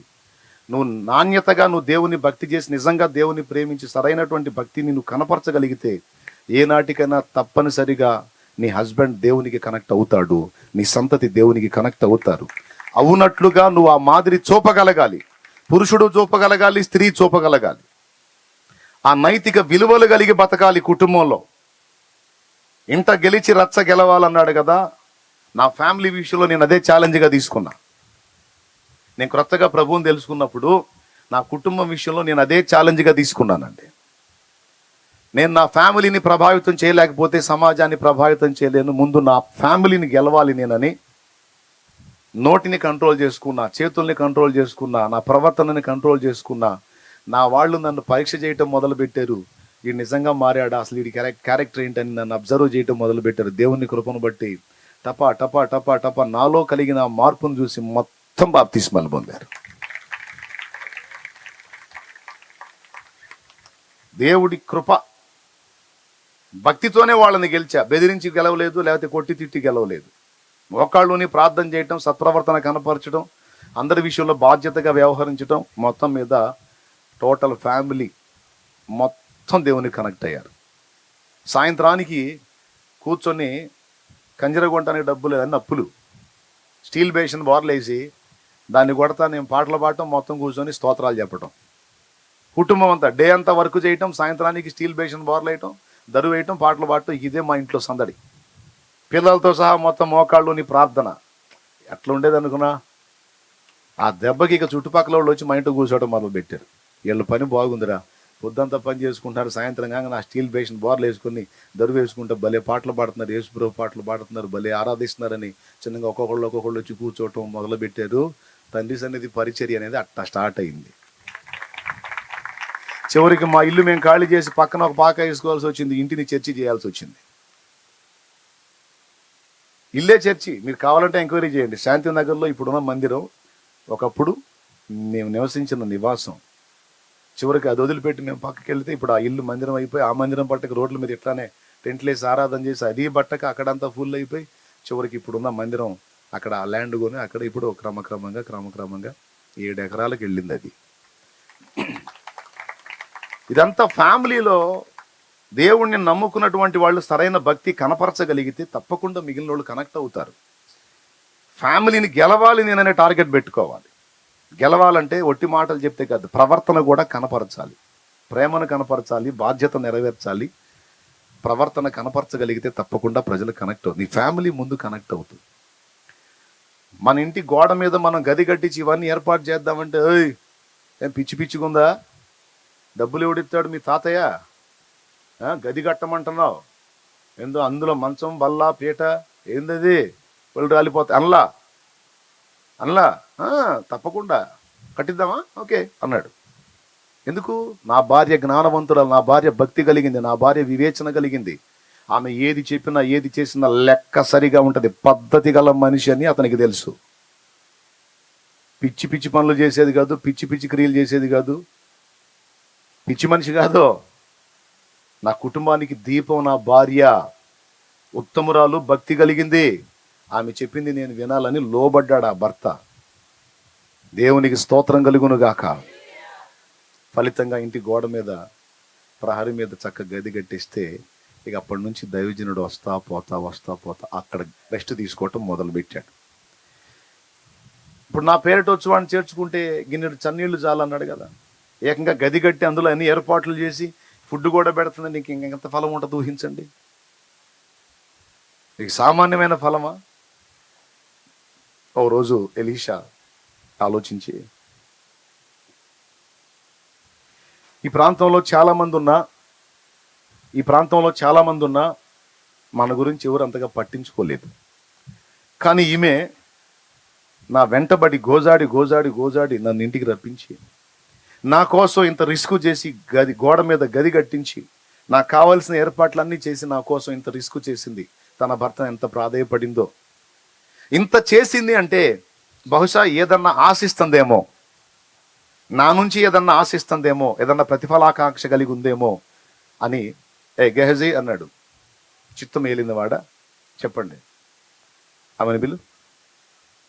ఇన్ని ఏర్పాట్లు చేసి ఇంత ఖర్చు పెట్టి నా కోసం ఇంత రిస్క్ చేసింది, ఆమెను బిలు అంటే పోయి పిలిచాడు. పిలిస్తే వచ్చింది. అడిగాడు, ఏమ్మా నా కోసం ఇంత రిస్క్ చేశావు, ఈ సమాజంలో చాలామంది నేను వస్తా పోతా ఉంటే చూస్తా ఉన్నారు, ఎవరు పట్టించుకోవాలా, నువ్వు చూసి నా కోసం ఇంత రిస్క్ చేశావు కనుక నువ్వు ఏదో ఒకటి ఆశిస్తున్నావని నేను అనుకుంటున్నా, నీ గురించి నేనేమన్నా రాజుతో మాట్లాడమంటావా అన్నాడు. అంటే నీకేమన్నా సమస్యలు ఉన్నాయా, నీకేమన్నా అక్కర్లు ఉన్నాయా, నీకేదన్నా జరగాల్సిన పనులు ఏమన్నా ఉన్నాయా, నీకేమన్నా ప్రాబ్లమ్స్ ఉన్నాయా? ఉంటే చెప్పు, నేను రాజుతో మాట్లాడతా, రాజుతో నాకు పరిచయం ఉంది. నేను చెప్పానంటే రాజు ఏదైనా చేస్తాడు. అడిగాడు. అప్పుడు ఆమంది, అయ్యా నేను పరజనుల మధ్య ఉంటే నాకు వివాదాలు, వ్యాజ్యాలు, ప్రాబ్లమ్స్ ఉంటాయి. నాకు అలాంటి వివాదాలు, వ్యాజ్యాలు ఏం లేవు. నేను నా స్వజనుల మధ్య ఉన్నాను, నా సొంత వాళ్ళ మధ్యలోనే నేను ఉన్నాను. నాకు అలాంటి ప్రాబ్లమ్స్ ఏం లేవు. మీకు ఇంకొకటి కూడా చెప్తున్నాను, మీకు ఇవన్నీ చేయటం ద్వారా ఏదో ప్రతిఫలం పొందుదామన్న ఆకాంక్షతో అయితే నేను మిమ్మల్ని చేర్చుకోలేదు అనేది చెప్పకనే చెప్పేసింది ఆమె. ఎంత క్లియర్గా ఉందో చూడండి. ఆమె ఎంత స్పష్టంగా ఉందంటే, దైవజనుడిని ఆహ్వానించి దైవజనుడిని చేర్చుకొని ఆయన కావలసినవన్నీ చూసి, అయ్యా నా కోసం ఇలా చేయండి అని చెప్పలా, నా కోసం ఇది చేయండి అని చెప్పలా. చెయ్యమంటావా అని ఆయన అడిగితే, నీ కోసం ఏదైనా హెల్ప్ చేయమంటావా అని అడిగితే, నాకు అక్కర్లేదని చెప్పింది. ఎందుకో తెలుసా?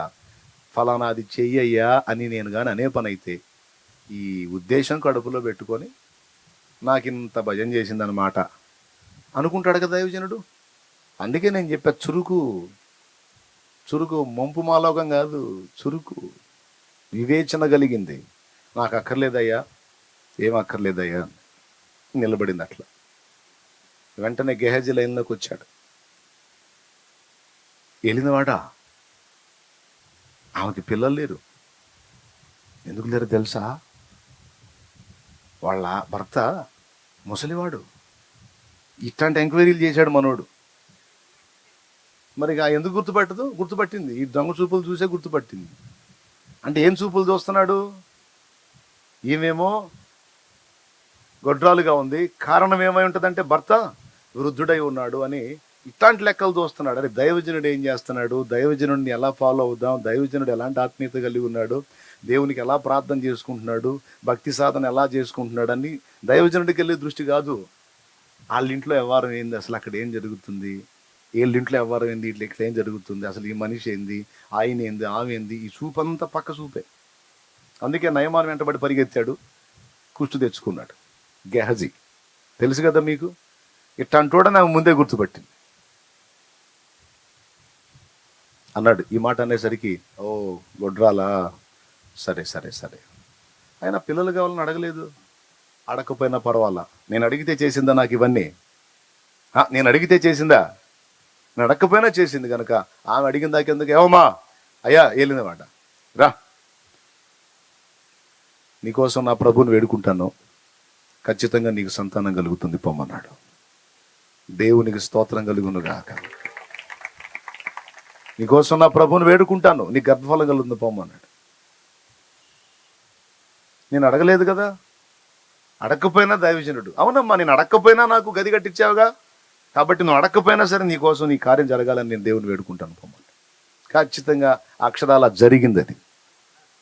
అన్ని నాళ్ళు గొడ్రాలుగా ఉన్న ఆమె గర్భవతి అయిందో చక్కని కుమారుణ్ణి సంపాదించుకుంది దేవుని కృపలో. దేవునికి స్తోత్రం కలుగును గాక. హల్లెలూయా. ప్రతిఫలాపేక్ష లేని భక్తి, నిస్వార్థమైన భక్తి.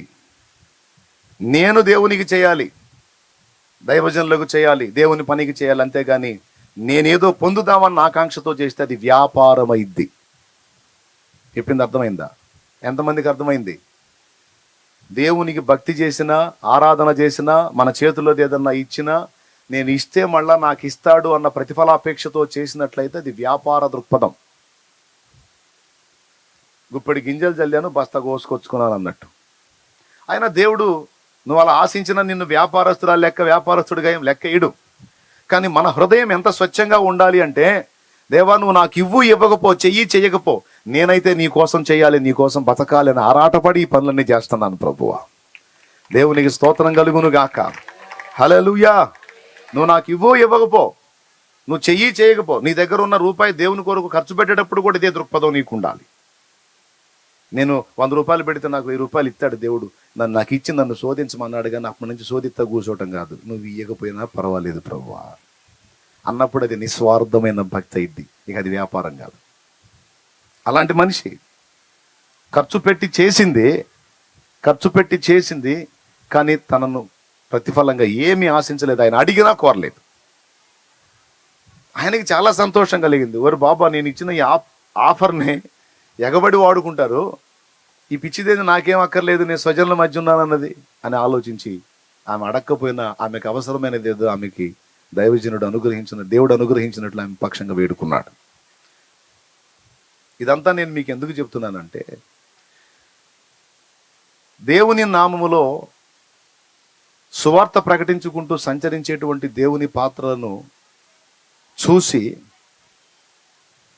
మిగిలిన వాళ్ళు కూడా దేవుని పని చేయడానికి పురికొల్పబడటం, ప్రోత్సహించబడటం మాత్రమే కాకుండా వారిని ఆదరించి వారి కొరకు చేయాలి, దేవుడు నియమించినటువంటివి చేయడానికి సంసిద్ధమైన మనసు కలిగి ఉండాలనేది మీకు అందరికీ తెలియజేస్తా ఉన్నాను. దేవునికి స్తోత్రం. పెద్ద పెద్ద ఏం చెప్పలేదు, గిన్నెడు చన్నీళ్ళు అన్నాడు. కానీ ఏకంగా ఇన్ని చేసినటువంటి షునేమి స్త్రీని గురించి దేవుని వాక్యం ఏం చెప్పిందంటే ఆమె గనురాలు అన్నాడు. 4 సంగతులు చెప్పాను ఆమె గురించి. మొట్టమొదటిది ఏమిటి? దేవుని కొరకు ఫలించాలన్న ఆరాటం కలిగింది. నీలో కూడా, నీ గుండెల్లో కూడా దేవుని కోసం ఫలించాలన్న ఆరాటం ఉండాలి. ఒకసారి స్తోత్రం చెప్పండి అందరూ కలిసి. అబ్బే, ఇంత నీరసంగా అయితే కష్టం. ఇంకోసారి కలిసి ఏకంగా గట్టిగా చెప్పండి. అది నెంబర్ 1. ఏంటది? దేవుని కొరకు ఫలించాలి. దైవజనులు ఫలిస్తున్నారు, నేను కూడా నాకున్న పరిధిలో, నాకున్న స్థాయిలో నేను కూడా ఫలించాలి. నెంబర్ 1. నెంబర్ 2, భక్తులను గుర్తుపట్టాలి. సత్యవాక్యము సంతలో దులిపి బోధకులు దొరల భత్యములపై భ్రాంతులు నిలిపి చిత్రమగు అనుకూల బోధలు చేసి ప్రజలను మోసగించిది. చిత్రమగు అనుకూల బోధలు చేసి ప్రజలను మోసగించే సూత్రధారుల చేరరాదయ్యా, నీవెంత కాలము వారి చెంత నుందువోరయ్యా. దేవునికి స్తోత్రం కలుగును గాక. సత్య సంబంధులను గుర్తుపట్టాలి, సత్య సంబంధులనే వెంబడించాలి. నువ్వు వెంబడిస్తున్నటువంటి దైవ జనాంగం సత్య సంబంధులని ఫస్ట్ నిర్ధారించుకో. సత్య సంబంధులా కాదా వివేచించు, భక్తిపరులా కాదా వివేచించు, ఆత్మీయులా కాదా వివేచించు. నేను ఈ క్రమంలో కొనసాగితే భక్తి నేర్చుకొని ఫలిస్తానా లేదా అనేది వివేచించు. ఎందుకంటే షునేమి స్త్రీ దగ్గర అది సూచిస్తున్నాడు దేవుడు. భక్తులను గుర్తుపట్టేటువంటి ఆత్మ కలిగింది ఆమె, అందుకే ఆమెని గనురాలు అన్నాడు. పౌలు శీలల ఉపదేశాన్ని బెరయ విశ్వాసులు విని, పౌలు చెప్పినట్లు లేఖనములు అలాగున్నదో లేదో వారు ప్రతి దినము లేఖనములను పరిశోధించుచు వచ్చిరి అని వీరు ఘనులై ఉండి అన్నాడు. వివేచించే వాళ్ళని, పరిశోధించే వాళ్ళని, పరిశీలించే వాళ్ళని దేవుని వాక్యం ఏమంటుందంటే ఘనులు. ఏదో ఒకటిలేండి, ఏదో ఒకటి అటుబడి పోతా ఉన్నానండి అంటే కాదు. అరే, ఇక్కడ నేను ఆత్మీయ ఎదుగుదల ఎంతవరకు జరుగుతుంది, ఎంతవరకు నేను సత్యం నేర్చుకున్నాను, ఎంతవరకు నేను ఫలించగలుగుతున్నాను, నాలో ఎంత చేంజ్ వచ్చింది, నేను ఎన్ని విషయాలు తెలుసుకున్నాను, నేను ఏదన్నా నలుగురికి సువార్త చెప్పగలిగే అంతస్తుకి ఎదిగానా లేదా అనే పరిశీలన నీకుండాలి. ఆ వివేచన నీకుండాలి. ఎందుకంటే రకరకాల పరిస్థితులు, రకరకాల బోధలు, రకరకాల ఉపదేశాలు ఉన్నాయి కాబట్టి మీరు వెంబడిస్తున్నట్టు సత్య మార్గమో కాదు, ఆత్మీయ క్షేమాభివృద్ధి కలిగించే మార్గమో కాదు, భక్తి కలిగిన మార్గమో కాదు, ఖచ్చితంగా మీరు పరిగణలో తీసుకోవాలి, పరిశీలించుకోవాలి, భక్తులను చేపట్టాలి. దేవునికి స్తోత్రం. రెండవది, ఆమె దగ్గర నేర్చుకున్న పాఠం ఇది. అంతేకాదు కుటుంబాన్ని కూడా కట్టుకునేటువంటి మైండ్. తన భక్తితో భర్తని ప్రభావితం చేయగలిగింది, కుటుంబాన్ని కట్టుకోగలిగింది. ఇది 3వ సంగతి. రిస్క్ చేసింది. ఆ ఆశీర్వాదాన్ని పోగొట్టుకోవద్దు, దాన్ని శాశ్వతంగా స్థిరపరచుకోవాలని ఆశించింది. 4వది, ప్రతిఫలాపేక్ష లేకుండా నిస్వార్థంగా దేవుణ్ణి, దైవజనుని సేవించడానికి ఇష్టపడింది, ఉపచారం చేయడానికి ఇష్టపడింది. ఫలితంగా అన్ని నాళ్ళు ఆమె కొదువై ఉన్నటువంటి దాన్ని ఒక్క దెబ్బతో సంపాదించుకోగలిగింది. దేవునికి స్తోత్రం కలుగును గాక. ఆ బిడ్డ అంతవాడే కొంచెం పెద్దోడయ్యాడు. రోజు పొలంలో వ్యవసాయం వాళ్ళ నాన్న చేస్తుంటే అక్కడికి వెళ్ళాడు ఈ చిన్నోడు. ఆ ఎండ దెబ్బ తగిలిందో మరి ఏం జరిగిందో, తండ్రి నా తల పోయనే అని ఆడు పడిపోయాడు. ప్రాణాపాయంలోకి వెళ్ళిపోయాడు చూస్తానే. నాకెళ్ళి చూస్తారా ఆడ చూస్తారా? వందనాలమ్మా. ఆ చూపులే చూడొద్దని చెప్పింది నేను ఇప్పుడు దాకా.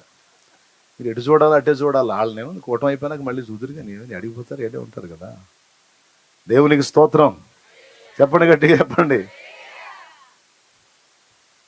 అంతవాడై ఇంతవాడై ఒక వయసుకు వచ్చి ఆ పొలంలో ఏదో జరిగింది, మొత్తానికి పడిపోయాడు.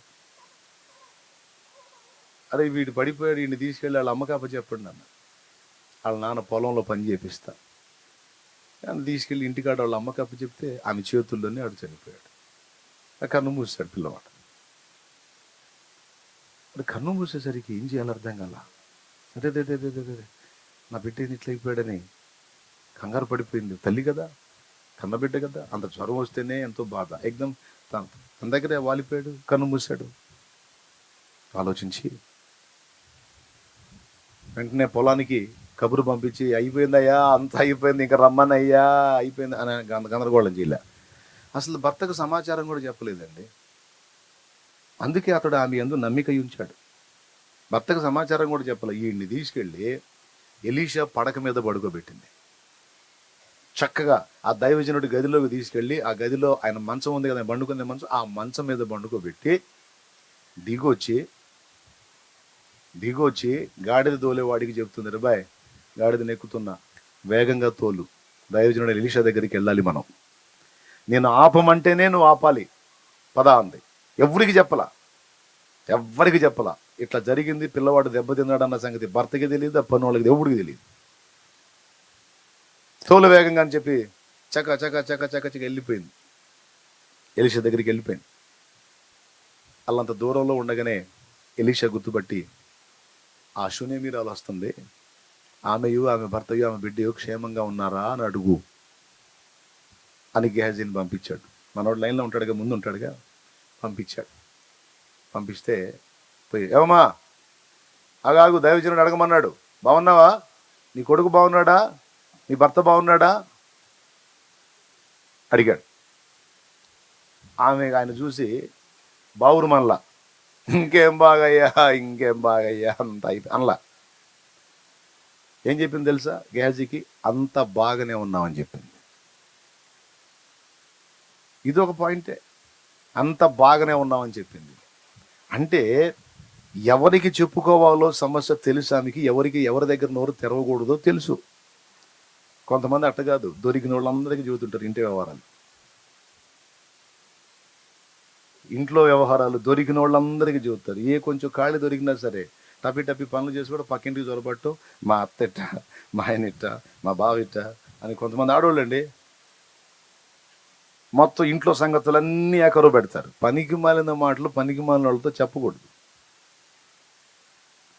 గెహజీ అడిగాడు, ఏంటి అందరూ బాగున్నారంటే, బాగుంటే నువ్వేం చేస్తావు, బాగా లేకపోతే నువ్వేం చేస్తావు, నువ్వేం చేసేవాడివి కాదుగా, నీకెందుకు? ఆయన దగ్గర చెప్పలా. ఆయన దగ్గర చెప్పకుండా బాగున్నారా, బాగానే ఉన్నాం, సరే దైవజనుడా అందరూ క్షేమమేనట, అందరూ బాగానే ఉన్నారట, బాగానే ఉన్నారా, సరే అంటే ఉరుకుతో వచ్చి ఆయన కాళ్ళు పట్టేసుకుంది. ఎలీషా కాళ్ళు పట్టేసుకుంది. వచ్చాడు పరిగెత్తుకుంటా తోలేయటానికి. ఏమో ఏది అట్టపట్టుకునేది, ఎవరు అనుకున్నా, దైవజనుడు లే అనుకుంటూ వచ్చాడు. ఆగా అన్నాడు. ఆగా, చాలా కలతలో ఉందాగు, దేవుడు నాకు మరుగు చేశాడు. చాలా బాధలో ఉందాగు, దేవుడు నాకు మరుగు చేశాడు. చాలా వ్యాకులంలో ఉందామే, అవునా, మరంతా బాగానే ఉన్నామని చెప్పింది నాకు. నీకెందుకు చెబుతారు అసలు విషయం? నీ మొహం చూస్తేనే చెప్పబుద్ధి కాదు, నీ చూపులే తేడా, ఎందుకు చెప్తారు నీకు? దేవునికి స్తోత్రం. ఎంత తెలివిగలదో చూడండి. తనకు జరిగినటువంటి విషయాలు 10 మందికి ఆరడిపరిచే వ్యక్తి కాదు. తనకు నష్టం కలిగినా లాభం కలిగినా 10 మందికి ఆరడిపరిచే వ్యక్తి కాదు. అలా ఉండాలి బరువుగా. చిన్నదానికి బజార్ మొత్తం పేలేటట్టు ఉండకూడదు. కొంతమందిని ఆపలేం, ఆవేశం వచ్చిన ఆపలేం, ఆనందం వచ్చిన బజార్ అంతా తిరుగుతారు. ఆనందం వస్తే నీకు తెలిసిందా అనుకుంటా. ఆవేశం వచ్చినా సరే రా తేల్చుకుందాం, ఇంట్లో ఉంటారు, బయట రోడ్డు మీదకి వస్తారు, రా తేల్చుకుందాం. కొన్ని జీవితాలు అట్టుంటాయి. ఏమో దానికి రాలేదు, దీనికి రాలేదు, రెంటికి రాలేదు, గోప్యంగా ఉంది విషయం. దైవజనుడు ఎక్కడ నోరు తెరవాలో అక్కడికి పోయి నోరు తెరిచింది. ఎక్కడ నోటిని కంట్రోల్లో పెట్టుకోవాలో అక్కడ కంట్రోల్లో పెట్టుకుంది. సామాన్యురాలు మరి ఆమె. అంత వేదనలో ఉండి కూడా ఎంత చురుగ్గా ఉందో చూడు. అయ్యా దైవజనుడికి చెప్పండి అయ్యా, నా బిడ్డ పరిస్థితి అని కూడా చెప్పలా, మేము బాగున్నాం అని అతన్ని పక్కకు బానిచ్చి పరిగెత్తుకుంటూ పోయి దైవజనుడి పాదాలు పట్టుకుని ఏడుస్తాం. అర్థమైపోయింది ఎలీషాకి. అంది, దైవజనుడా నాకు బిడ్డనివ్వమని నేను అడిగానా? నాకు సంతతి కావాలని నేను అడిగానా? ఇచ్చావు, ప్రార్థన చేశావు, దేవుడు ఇచ్చాడు. మరి ఇప్పుడు వాడు ఆ స్థితిలో ఉన్నాడు. మరి ఇలాంటి అనుభవం నాకు అవసరమని నువ్వు ఇట్లా చేసావా? దైవజనుడా నా బిడ్డ గతి బాగలేదు, నా బిడ్డ పరిస్థితి ఎలా ఉందో నీకు తెలియదు అంటే అప్పుడు ప్రార్థన చేసి అర్థమైపోయింది ఆయనకి. ఆ డెడ్ అయి ఉన్నాడు అక్కడ. వెంటనే గెహజీ దా అన్నాడు. తన చేతిలో ఉన్నటువంటి దండం తీసుకుని ఆయన చేతికి ఇచ్చి, ఎవరితో మాట్లాడద్దు, ఎవరికి నమస్కారానికి ప్రతి నమస్కారం చేయదు, నేరుగా వెళ్ళి ఇదిగో మనం ఉంటాం కదా గది, ఆ గదిలో చిన్నోడు ఉన్నాడు, ఈ దండం తీసుకెళ్ళి వాడి మీద పెట్టమన్నాడు. గెహజీ అది తీసుకొని బయలుదేరాడు. ఇప్పుడు ఆమె ఏం చేయాలి? గెహజీ అంటబడి పోవాలి. ఆమె పోలా. గెహజీ పోయాడు, ఏం పోలా, ఇవాడే ఉంది. వెళ్ళు, గెహజీని పంపించాను కదంటే అతను వెళ్ళిందా ఏం జరగదు నాకు తెలుసు. ఎందుకంటే దేవుడు నీ మనవి వింటాడు కానీ అతని మనవి వినడు. నాకు తెలుసు. నువ్వు వస్తేనే కానీ నేను కదలనంది, నువ్వు వస్తే కానీ నేను కదలనంది. తెలుసు కదా ముందే అతని వల్ల వర్క్ జరగదని. ఆమె అనుకున్నట్టే అయింది. ఇటు పోయాడు, దండం పెట్టాడు, ఆ చిన్నోడి మీద దండం పెట్టాడు కానీ వాడు లేవలా. జరగదని తెలుసు, వివేచన. అందుకే భక్తుడు కదిలిందాక, దైవజనుడు కదిలిందాక ఆ పాదాల వదల్లా. సరే తొందరపడకు, వస్తాను పద. దైవజనుడిని ఎలీషా కదిలాడు, అక్కడ దాకా వెళ్ళాడు. ఈడెదురొస్తున్నాడు. దైవజనుడా ఆ దండం చిన్నవాని మీద ఉంచితిని కానీ వాడు బ్రతుకలేదు. ఎందుకు బతుకుతాడురా? ఈ మధ్యలో ఎంతమందికి దండాలు పెట్టావో, ఎంతమంది ఎన్ని చూపులు చూసావో, ఏడాడి ఏమేమి పనులు చేసిపోయావో. నువ్వు ఒక చూపోడివి కాదుగా, నువ్వు ఒక ఒక ఒక ఒక పద్ధతిలో ఉండేవాడివి కాదుగా. నువ్వు నేను చేయొద్దన్న పనులే చేస్తుంటావు నువ్వు. గెహజీ ఎప్పుడు మారుతావురా నువ్వు? సరేలే నువ్వా అని గదిలోకి వెళ్ళి తలుపు వేసి ఆ చిన్నవాడి కోసం ప్రార్థించి వాడిని బ్రతికించి తల్లి చేతికి అప్పచెప్తాడు.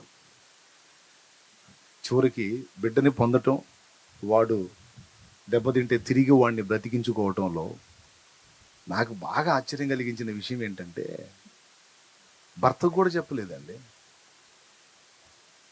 మైండ్ పోయే విషయం అది. అస్సలు ఆగుతారా లేడీసు? ముందు అసలు ఆ బిడ్డకి అలా జరిగితే ముందు భర్త మీద పడి గందరగోళం చేసి, అవునా, ఏడ్చి గగ్గోలు పెడతారు. అరే నిండు బండిలాగా తొనక్కుండా అంత జరిగితే డైరెక్ట్గా ముందు దైవజనుడి దగ్గరికి వెళ్ళి సమస్యకు పరిష్కారం వెతికే ఆలోచనలో ఉంది, కానీ దాన్ని బట్టి రోధించే పని ఆమె చేయలేదు. ఇక్కడ పాఠం ఏంటంటే సమస్య ఎంతటిదైనా కావచ్చు, పరిష్కారం దేవుని దగ్గర ఉంది. పరిష్కారం దేవుని దగ్గర ఉంది. 10 మంది దగ్గరికి వెళ్ళి మన సమస్య 10 సార్లు 10 మందికి చెప్పుకునే కంటే ఒక్కసారి దేవుని దగ్గరికి వెళ్ళి, లేదా ఆ 10 సార్లు ఒక్క దేవుడి దగ్గరికి వెళ్ళి గోజాడుకుంటే ఈ మనుషులు ఇవ్వలేని రిజల్ట్ ఆయన ఇవ్వడా? కానీ మానవ నైజం, సహజం ఏంటో తెలుసా? 10 మందికి చెప్పుకుని బాధపడే తత్వం. కానీ సొంత భర్తకు కూడా విషయం చెప్పకుండా వెళ్ళిపోయింది. ఇలాంటి చురుకు కలిగింది, ఇలాంటి భక్తి కలిగింది, ఇలాంటి మెళకువ కలిగింది, ఇలాంటి ఆత్మీయురాలు కనుకనే ఆమె పెనిమిటి ఆమె యందు నమ్మిక ఉంచాడు. ఇంత పెద్ద సమస్య, పొలం ముఖ్యమా, పొలంలో పంట ముఖ్యమా, బిడ్డ ముఖ్యమా? కోప్పడతాడు భర్త, పిచ్చిదాన నాకు చెప్పకపోతే ఎట్లా నువ్వు అంటే. చెప్తే ఏం చేస్తావు నువ్వు? చచ్చి నుండి బతికిస్తావా? బతికించేవాడి దగ్గరికి పరిగెత్తా. బతికించేవాడు నా దేవుడు, నా దైవ జనుని ద్వారా ఈ కార్యం చేయగలుగుతాడు, అందుకు అతని దగ్గరికి పరిగెత్తా. సాధించుకున్న ఇదిగో మన బిడ్డ బతికున్నాడు. ఇప్పుడు దేవునికి స్తోత్రం కలుగును గాక. సమస్యకు పరిష్కారం ఎక్కడుంది? 10 మందితో ఆరడి చేసుకుంటే ఉందా? 10 మందితో పంచుకుంటే ఉందా? 10 మందికి చెప్పి ఏడ్చి మొత్తుకొని చీదేస్తే ఉందా? నో. సమస్యకు పరిష్కారం జీవం గల దేవుని దగ్గర ఉందని ఆయన దగ్గరకు పరిగెత్తింది. దీన్ని బట్టి మీకేమర్థమవుతుంది? దేవుని సన్నిధికి పరిగెత్తడం అనేది నేర్చుకోవాలి. అలాంటి సన్నిధి ఇదిగో ఇప్పుడు ఏర్పాటు చేశాడు ఇక్కడ దేవుడు. ఏ సమస్య వచ్చినా, ఏ బాధ వచ్చినా 10 మందికి చెప్పుకోవడానికి బజార్లో పరిగెత్తటమో, లేదా 10 మంది ఇళ్ళకి పరిగెత్తటమో, 4 ఇళ్ళకి పరిగెత్తటమో కాదు, నేరుగా దేవుని పాదాల దగ్గరికి పరిగెత్తే అలవాటు మనం చేసుకోవాలి. చిన్నదే కానీ పెద్దదే కానీ ఏ బాధ అయినా, ఏ ఇబ్బంది అయినా నలుగురికి ఆరడి పరచకూడదు. ఇన్ని కొలతలు కలిగినటువంటి స్త్రీ గనుక ఆమె కొదువుగా ఉన్న వాటన్నిటిని కూడా స్వతంత్రించుకొని బైబిలు గ్రంథములో అచ్చంగా ఆమె చరిత్ర ఒక అధ్యాయంలో మొత్తం ఆక్రమించేసింది దాదాపుగా. పరిశుద్ధ గ్రంథం అంటే ఎంత గొప్పది. ఈ పరిశుద్ధ గ్రంథంలో ఆమెను గనురాలని చెప్పి ఆ మ్యాటర్ రాశాడు. ఏమిటి ఆ ఘనత అంటే, మరి ఇన్ని క్వాలిటీస్ ఉన్నది గనురాలుగా ఏమైందండి? పురుషుడైనా స్త్రీ అయినా. మొన్న మా అమ్మ, అన్న, అక్కలు అందరూ కలిసి అంబాసిడర్ కారులో ఒక 9 మంది వరకు ప్రయాణం చేస్తున్నారు, చిన్నపిల్లతో సహా. ఆదివారం రోజు కొన్ని సంవత్సరాల క్రితం నేను వాక్యం అయిపోయింది, జనాలకు ప్రార్థన చేశాను. ఇంటికి వచ్చి అన్నం పెట్టింది, ఒక ముద్ద కలుపుకొని తిన్నాను. 2వ ముద్ద తినబోతున్నాను, ఫోన్ వచ్చింది, ఆ కారు యాక్సిడెంట్ అయిందని కబురు వచ్చేసింది. 3 పల్టీలు కొట్టింది అని కూడా చెప్పారు. 3 పల్టీలు కొట్టింది అని.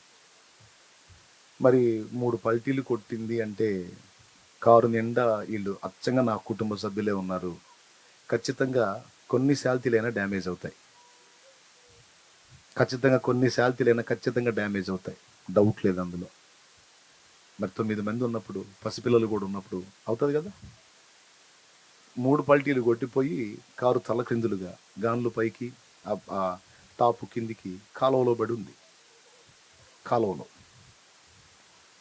నాకు వచ్చింది ఫోన్. ఎలా ఉంటుంది ఊహించండి. అమ్మ, తోడబుట్టిన అక్కలు, అన్న, నడుపుతుంది వాడే అన్న, ఆయన కూతురు, ఆయన పిల్లలు ఉన్నారు.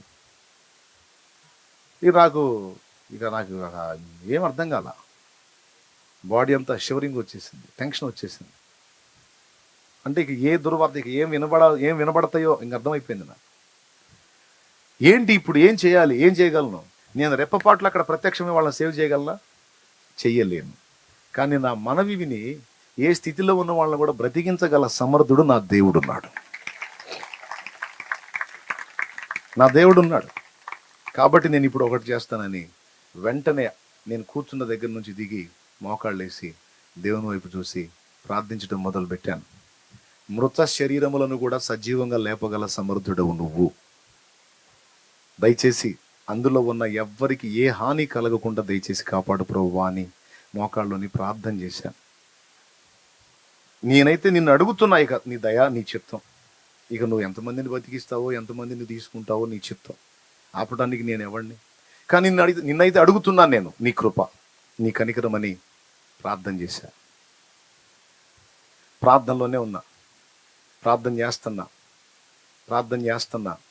మళ్ళా ఫోన్ వచ్చింది. ఆ ప్రార్థనలో ఉండగానే మళ్ళా ఫోన్ వచ్చింది. నా ప్రభువు నాకు నేర్పిన అలవాటు, అనుభవం అండి. అలవాటు. మళ్ళా ఫోన్ వచ్చింది. ఏమని వచ్చింది ఫోన్ అంటే, ఎవ్వరికీ ప్రాణహాని కలగలేదు, అందరూ సజీవంగా ఉన్నారు, అందరూ బతికే ఉన్నారు అని ఫోన్ వచ్చింది. మళ్ళా దేవునికి స్తోత్రం. ప్రాణాలతో ఉంటే చాలు, ఇక కాళ్ళు చేలు తిరిగినా మళ్ళీ అతుక్కుంటే అదేం ప్రాబ్లం లేదు. ముందు బతికున్నారు కదా, నీకు కృతజ్ఞతా స్తోత్రాలు ప్రభువా అని లేచాయిగా మోకాళ్ళ మీద. ఎందుకంటే ప్రార్థనకు జవాబు వచ్చింది. అంటే నా ప్రభు వీడు ఖచ్చితంగా ప్రార్థన చేస్తాడు.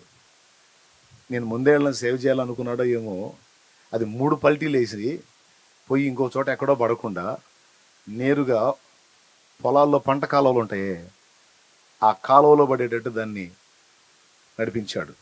అందులో పట్టడం వల్ల ఏం జరిగిందంటే వాళ్ళకి ఏం డ్యామేజ్ కాల, కాకపోతే తలక్రిందులుగా ఉన్నారు, ఆ కాలంలో నీళ్లు సగం పడ వచ్చేసినాయి కారులోకి. దేవునికి స్తోత్రం. వీళ్ళందరూ తలకాయలు పైన పెట్టుకొని కూర్చున్నారు. అట్ట పెట్టుకొని ఇక్కడ దాకా వచ్చినాయి నీళ్లు. ఎట్లా అంటే ముక్కు మునుగుతుంది. ముక్కు మునిగితే పోతారుగా, అందుకని ముక్కు పైకి లేపి స్తోత్రాలు చెప్పుకుంటూ కూర్చున్నారు అందులో. స్తోత్రం స్తోత్రం స్తోత్రం చెప్పండి, ఏసు రక్తం ఏసు రక్తం ఏసు రక్తం అని మా వాడు చెప్పేసరికి అందరూ ఏసు రక్తం ఏసు రక్తం ఏసు రక్తం అని కారు నిండా ఏసు రక్తం హల్లెలూయా యేసయ్యా స్తోత్రం అనేసరికి అక్కడ బరిగొడ్లు కాసిన వాళ్ళు పరిగెత్తారు. అరే కారు పల్టీలు అయిపోయింది, అరే చచ్చిపోయి ఉంటారు రే అనుకుంటే వాళ్ళు పరిగెత్తారు. వాళ్ళు వచ్చి చూసి, వాళ్ళు ఎవరు? ఉప్పర్లపల్లి మన సంఘ విశ్వాసులు. ఎప్పుడు ఆ గేదెలకి ఆడవాళ్ళు వచ్చేవాళ్ళు, ఆ రోజు మగవాళ్ళు వచ్చారు వీళ్ళ కోసమే. దేవునికి స్తోత్రం. సూర్యరే శాలేమన్న వాళ్ళు అమ్మరా అన్నరా అనుకుంటా ఇక ఆ కారుని అలాగా అటు పల్టీ వేపించి వీళ్ళు మొత్తాన్ని బయటికి తీశారు. ఒక్కళ్ళకి ఏం కాకుండా నా ప్రభువు కాపాడాడు. అంటే పరిస్థితులు విషమించినప్పుడు, మన చేతులు దాటిపోయినటువంటి పరిస్థితులు మనకు ఎదురైనప్పుడు అవి మన చేతులు దాటిపోతాయి కానీ ఆయన చేయి దాటిపోవు. ఆయన చేయి ఆయన అదుపులో ఉంటాయి. ఆయన చిత్తం నేనేం చేయగలను, తీసుకుంటే మాత్రం నేనేం చేయగలను, ఆయన సంకల్పం ఆయన ప్రణాళిక ఎలా ఉంటే అలా. అయితే ఒక మాట అయితే అడుగుతా, నీ చిత్తం అయితే బ్రతికించే అవకాశం ఇవ్వని అని మోకాళ్ళేసి అడిగా, సేవ్ చేసి. నేను అనుకుంటున్నా ఇంకా వాళ్ళు భూమి మీద ఉండి నాతో పాటు సేవ చేయాల్సి ఉంది. అదే సమయం వాళ్ళని ఒక్కళ్ళకి అయిపోయినా సరే లేపేసేవాడు, ఇంక అయిపోయింది రా అని. వాళ్ళు నాతో కలిసి ప్రయాణం చేయాల్సి ఉంది, ఉంచాడు. దేవునికి స్తోత్రం. అది ఆయన కృప. నా ప్రార్థన జవాబు పొందిందని నేను సంబరపడుతున్నా. మీకేం చెప్తున్నానంటే, మీరు ఎదుర్కొన్న అప్పుల సమస్యలు కావచ్చు, ఆర్థిక ఇబ్బందులు కావచ్చు, శరీర రోగాలు కావచ్చు, పర్సనల్ ప్రాబ్లమ్స్ కావచ్చు, ఎవరికి చెప్పుకోలేని సమస్యలు కావచ్చు, ఏవైనా సరే చెప్పుకోదగ్గ వ్యక్తి ఒకడు ఉన్నాడు. ఆయన పేరు నజరేయుడగు యేసు. ఆయన పేరు నజరేయుడగు యేసు. ఆయనకి నువ్వు పంచుకోవచ్చు, ఆయన పాదాల చెంత సాగిలపడవచ్చు, ఆయన దగ్గర నువ్వు గోజాడొచ్చు. నీకు ఆన్సర్ దేవుడు తప్పకుండా ఇస్తాడు. ఇది ఎరిగిన వ్యక్తి ఆమె. ఒక్కొక్క క్వాలిటీ ఆమెని అబ్జర్వ్ చేస్తూ ఉంటే ఘనురాలు ఘనురాలు ఘనురాలు ఘనురాలు అని చెప్పడానికి తగినటువంటి విధంగా ఆమె కనపడింది. నిజంగా ఇది ఘనులకు వచ్చే ఆలోచన, నిజంగా ఇది ఘనులు ప్రవర్తించే తీరు అని. అబ్బా ఎందుకు పిలిచావు పరిశుద్ధాత్ముడు ఏమైనా ఘనురాలంటే ఆ కారణాన్ని బట్టి ఆ రోజు ఆ విధంగా దేవుడు నన్ను కాపాడినట్టు, ఆమెను కాపాడినట్టు మిమ్మల్ని అందరినీ కూడా అన్ని విషయాల్లో నా తండ్రి కాపాడును గాక. ఈరోజు దైవజనుడు వస్తే ఒక కుటుంబం చేర్చుకొని ఆ కుటుంబంలో వాళ్ళు కలిసి ముందు ప్రార్థన మొదలుపెట్టి చిన్నగా ప్రేయర్ స్టార్ట్ అయ్యి ఈరోజు అనేక మంది కలిసి ఆ ఇల్లు పట్టక మందిరం కట్టుకోవాల్సిన పరిస్థితి వచ్చింది. ఆ కుటుంబము దైవజనుడికి నీడనిచ్చింది. ఆ కుటుంబాన్ని నా తండ్రి ఆశీర్వదించకుండా వదిలిపెడతాడా? ఆ కుటుంబాన్ని నా తండ్రి దీవించకుండా వదిలిపెడతాడా? ఆ కుటుంబానికి శుభాన్ని చేకూర్చకుండా వదిలిపెడతాడా నా తండ్రి? ఆశీర్వదిస్తాడు. ఈరోజు మీ అందరికీ చెప్తున్నాను, నేర్చుకోండి, జాగ్రత్త పడండి. షునేమి స్త్రీని గురించి నా ప్రభువు నేర్పినటువంటి పాఠాలు నేర్చుకుందాం. గిన్నెడు చన్నీళ్ళు ఇచ్చిన వాడు ఫలం పోగొట్టుకోడు, అంతకు మించి ఎక్కువ చేసిన వాడు ఎంతైనా పొందటానికి దేవుడు ద్వారాలు తెరుస్తాడు. నువ్వు ఏ స్థాయిలో దేవుని పని కొరకు కోఆపరేట్ చేస్తావు, ఏ స్థాయిలో దేవుని పనిలో నువ్వు పాలిభాగస్తురాలు అవుతావు, అంతగా నీకు ఫలం ఉన్నది అని నా ప్రభు మాట్లాడుతున్నాడు. నువ్వు ఎంత చేయగలవో అంత చేయడానికి గిన్నెడు చన్నీళ్ళకు కూడా విలువనిచ్చాడు నా దేవుడు. బిర్యానీ కాదు, వెండి బంగారులు కాదు, నోట్ల కట్టలు కాదు, గిన్నెడు చన్నీళ్లు నువ్వు ఇచ్చిన నా బిడ్డల్ని చేర్చుకొని నేను నీకు ఇచ్చే ప్రతిఫలం నీకు ఇస్తానని నా దేవుడు మాట్లాడాడు. మరి మీరు దైవజనుల కొరకు దేవుని కొరకు చేసిన దానికి ప్రతిఫలమే కాదు, ఒకవేళ మీరు దేవుని సేవలోనికి వచ్చి మీరు కూడా ఆత్మల సంపాదకులై మీరు కూడా అనేక మందిని రక్షించేవారైతే మీకు ఉపకారం చేసిన వాళ్ళని కూడా నా తండ్రి అంతే దీవిస్తాడు. హల్లెలూయా. వరుసగా 5 సంగతులు. మొట్టమొదటిది చూద్దాం, అసలు మీ సరికి ఎందో చూద్దాం, ఏమి ఎక్కిందో మీకు చూద్దాం. మొట్టమొదటిది, దేవుని కొరకు ఫలించాలన్న ఆసక్తి కలిగినటువంటి వ్యక్తి. దేవుని కొరకు ఫలించని బ్రతికే కాదు, అది అర్ధరహితమైన జీవితం. మనం తిన్నాం, తాగాం, జీవించాం, అయిపోయింది అన్నది చరిత్ర కాదు, అది కాదు లైఫ్. దేవుని కొరకు ఎంత ఫలించాం. కాళ్ళు కళ్ళు పోయిన ముసలమ్మలు సైతం ఆత్మలను రక్షించడానికి కష్టపడుతుంటే, అన్నీ బాగుండి, అవయవ సౌష్ఠవం కలిగి ఉండి, ఆరోగ్యం బాగుండి, ఏం చేస్తున్నావు దేవుని పని? ఎంతమందిని కదిలిచ్చావు? ఎన్ని జీవితాలకి వెలుగునిచ్చావు? ఎంతమంది కొరకు క్రీస్తు సువార్త జ్యోతిని వెలిగించావు? జీవవాక్యం చేతబట్టుకొని లోకమందు మీరు జ్యోతులై ఉన్నారు అన్నాడు. సత్యం తెలుసుకున్న మీరు ఇతరులకు కూడా సత్యాన్ని పంచుకోండి అన్నాడు. 10 మందికి నన్ను గూర్చిన సత్యం చెప్పండి, ఆత్మహత్యలు ఆగిపోతాయి, త్రాగుబోతులు మారుతారు, దొంగలు మారుతారు, వ్యభిచారులు మారుతారు, వేశ్యలు మారుతారు, పంచుకోండి అన్నాడు. మరి నువ్వేం ఎంతవరకు చేస్తున్నావో ప్రశ్నించుకో. నంబర్ 1, శూన్యమేరాలు పాఠం అది. నంబర్ 2, భక్తులను గుర్తుపట్టి, సత్య సంబంధులను గుర్తుపట్టి వారిని వెంబడించేటువంటి వ్యక్తి. ఏది సత్యబోధో, ఏది సత్యబోధ కాదో, ఏది ఆత్మీయత నేర్పుతున్న బోధో, ఏది ఆత్మీయతలో దిగజారుస్తున్న బోధో వివేచించగలగాలి. ఎందుకంటే ఇప్పుడు దినాలు అలా ఉన్నాయి. ఇప్పుడు దినాలన్నీ భ్రష్ట దినాలు వచ్చినాయి. అందరూ బోధిస్తూ ఉన్నారు, ఎవరికి తగ్గది వాళ్ళు. యూట్యూబ్ కదిలిస్తే యూట్యూబ్ నిండా ఉపదేశాలు ఉన్నాయి. కానీ కొన్ని మన ఆత్మీయ జీవితాన్ని నాశనం చేసే బోధలు ఉన్నాయి, కొన్ని మన ఆత్మీయ జీవితాన్ని ప్రజ్వలింపజేసే బోధలు ఉన్నాయి. ఏది ఎంపిక చేసుకుంటావో ఇక్కడ నువ్వే వివేచించాలి. దేవునికి ప్రార్థన చేసుకొని సత్య సంబంధమైన మార్గం దొరికిందా నీకు, వదిలిపెట్టకుండా వెంబడించు. స్థిరంగా నాటబడిన అనుభవంలో ఉంటూ అక్కడొకటి అడుగు వేయొద్దు. ఒకటి సత్య సంబంధమైనదని గ్రహించావా, అట్లయితే అక్కడ నాటబడు, స్థిరంగా వెంబడించు. ఒకనాటికి ఫలిస్తావు. చెట్టు ఉంది, 4 రోజులు నాటి, 4 రోజులు నాటి, ఆడ నుంచి తీసి బాగలేదు, నాటదాం 4 రోజులు నాటి, ఇంకో చోట 4 రోజులు నాటితే చివరికి ఆ చెట్టు బతికిద్దా సచ్చిద్దా? డౌట్ లేదు అందులో, చచ్చి ఊరుకుంటుంది. ఒక దగ్గర నాటబడి ఉంటే. కాబట్టి సరైనటువంటి సత్యబోధ ఏదో మీరు గ్రహించి, మీరు తెలుసుకొని, వివేచించుకొని, ప్రార్థించుకొని ఒక చోట నాటబడండి. నన్ను వెంబడించే బిడ్డలు ఉన్నారా? అయితే ఇదిగో నీ కొరకు దేవుడు పరిచర్య ఇక్కడ ప్రారంభించాడు. మీరు వేరే సహవాసాలు వెంబడిస్తున్నారా? మీ దైవజనులు నమ్మకస్తులై, ఆత్మీయులై, పరిశుద్ధాత్మ సంబంధులైతే తప్పకుండా వారినే వెంబడించండి. సభాముఖంగా చెప్తున్నా, ఇతర సంఘాలను పాడు చేయడానికి, వేరే సంఘాలను ఇబ్బంది పెట్టడానికి నేను రాలేదు, నా బిడ్డ రాలేదు. నశించిపోతున్న ఆత్మలను రక్షించాలన్న ఆరాటంతో వచ్చాం. మా దర్శనం అన్యజనుల మధ్యలో. అందుకే చెప్తున్నాను, ఇది ఎక్కువ కాలం సరిపోదు.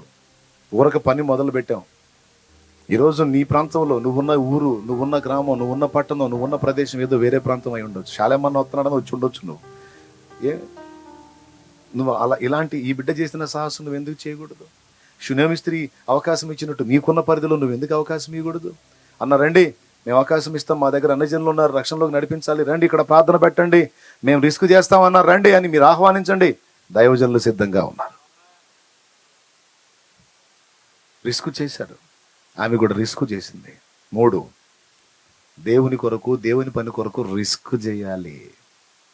హల్లెలూయా. మా సామాన్లన్నీ ఇంట్లో ఒక మూల పెట్టుకొని దాని మీద ఒక చాప కప్పి వచ్చిన వాళ్ళందరికీ ఇల్లు అప్పచెప్పేవాళ్ళం. మరి ఏం చేద్దాం? వాళ్ళు ఏమో ఇంట్లోనే ప్రార్థన చేస్తున్నారు, ఇంట్లోనే ఆరాధిస్తున్నారు. ఏం చేయాలి? మా అన్నయ్య నా అంత డెప్త్గా ఉండడు. మా అన్నయ్య విచిత్రం ఏంటంటే, ఆదివారం శుక్రవారం కాదు ప్రార్థన, రోజు వస్తారు సాయంత్రం. వాళ్ళు వచ్చి 10:30, 11 దాకా ప్రార్థన చేస్తూనే ఉంటారు. మా వాడు ఒకరోజు నన్ను పిలిచి అన్నాడు, బాయ్ భక్తి చేయాలి కానీ వాంతులు వచ్చిందా చేయకూడదు అన్నాడు. అబ్బాయి భక్తి చేయాలి కానీ విరక్తిగా మారకూడదు భక్తి. ఇదంతా ఏదో పిచ్చావారంగా ఉంది. అంటే వాడి బాధ ఏంటంటే, 10 వాడు పండుకుంటాడు, ఆ పాకలోనే పండుకోవాలి వాడు. వీళ్ళే 11 దాకా బాటిల్లా. వాళ్ళు ఏంది అట్ట చేసేవేంది? వాళ్ళకి పిచ్చెక్కినట్టుంది. రోజు 11 దాకా ఏం ప్రార్థన అబ్బాయి? అరే 8:30కు వచ్చిన వాళ్ళు 9:30, కనీసం 10కి ప్రార్థన చేసుకుని వెళ్ళాలి. ఫస్ట్ మా అమ్మకి చెప్పాడు, అయ్యో మరి కాస్త పెందలాడు పంపిస్తే వాళ్ళని పొద్దంతా చాకిరి చేసి ఉంటాంగా, మరి పండుకోవద్దు అన్న, నాన్న మనం ఇబ్బందిగా అయ్యా, మనకేమో అదే పాకాయే. మా అమ్మ కూల్గా. నేనేం చేశాను తెలుసా? ఇక ఏమి మాట అందని మా అమ్మకి చెప్పేది మా అమ్మకి చెప్పా.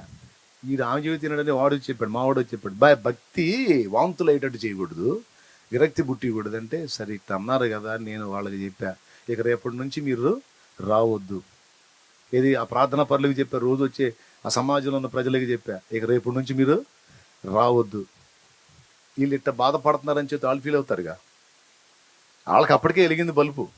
అన్న అయితే వద్దన్నాడు, మొత్తానికి ఫ్యామిలీ అది రివర్స్ అయినట్టుంది అని వాళ్ళు వెళ్ళారు.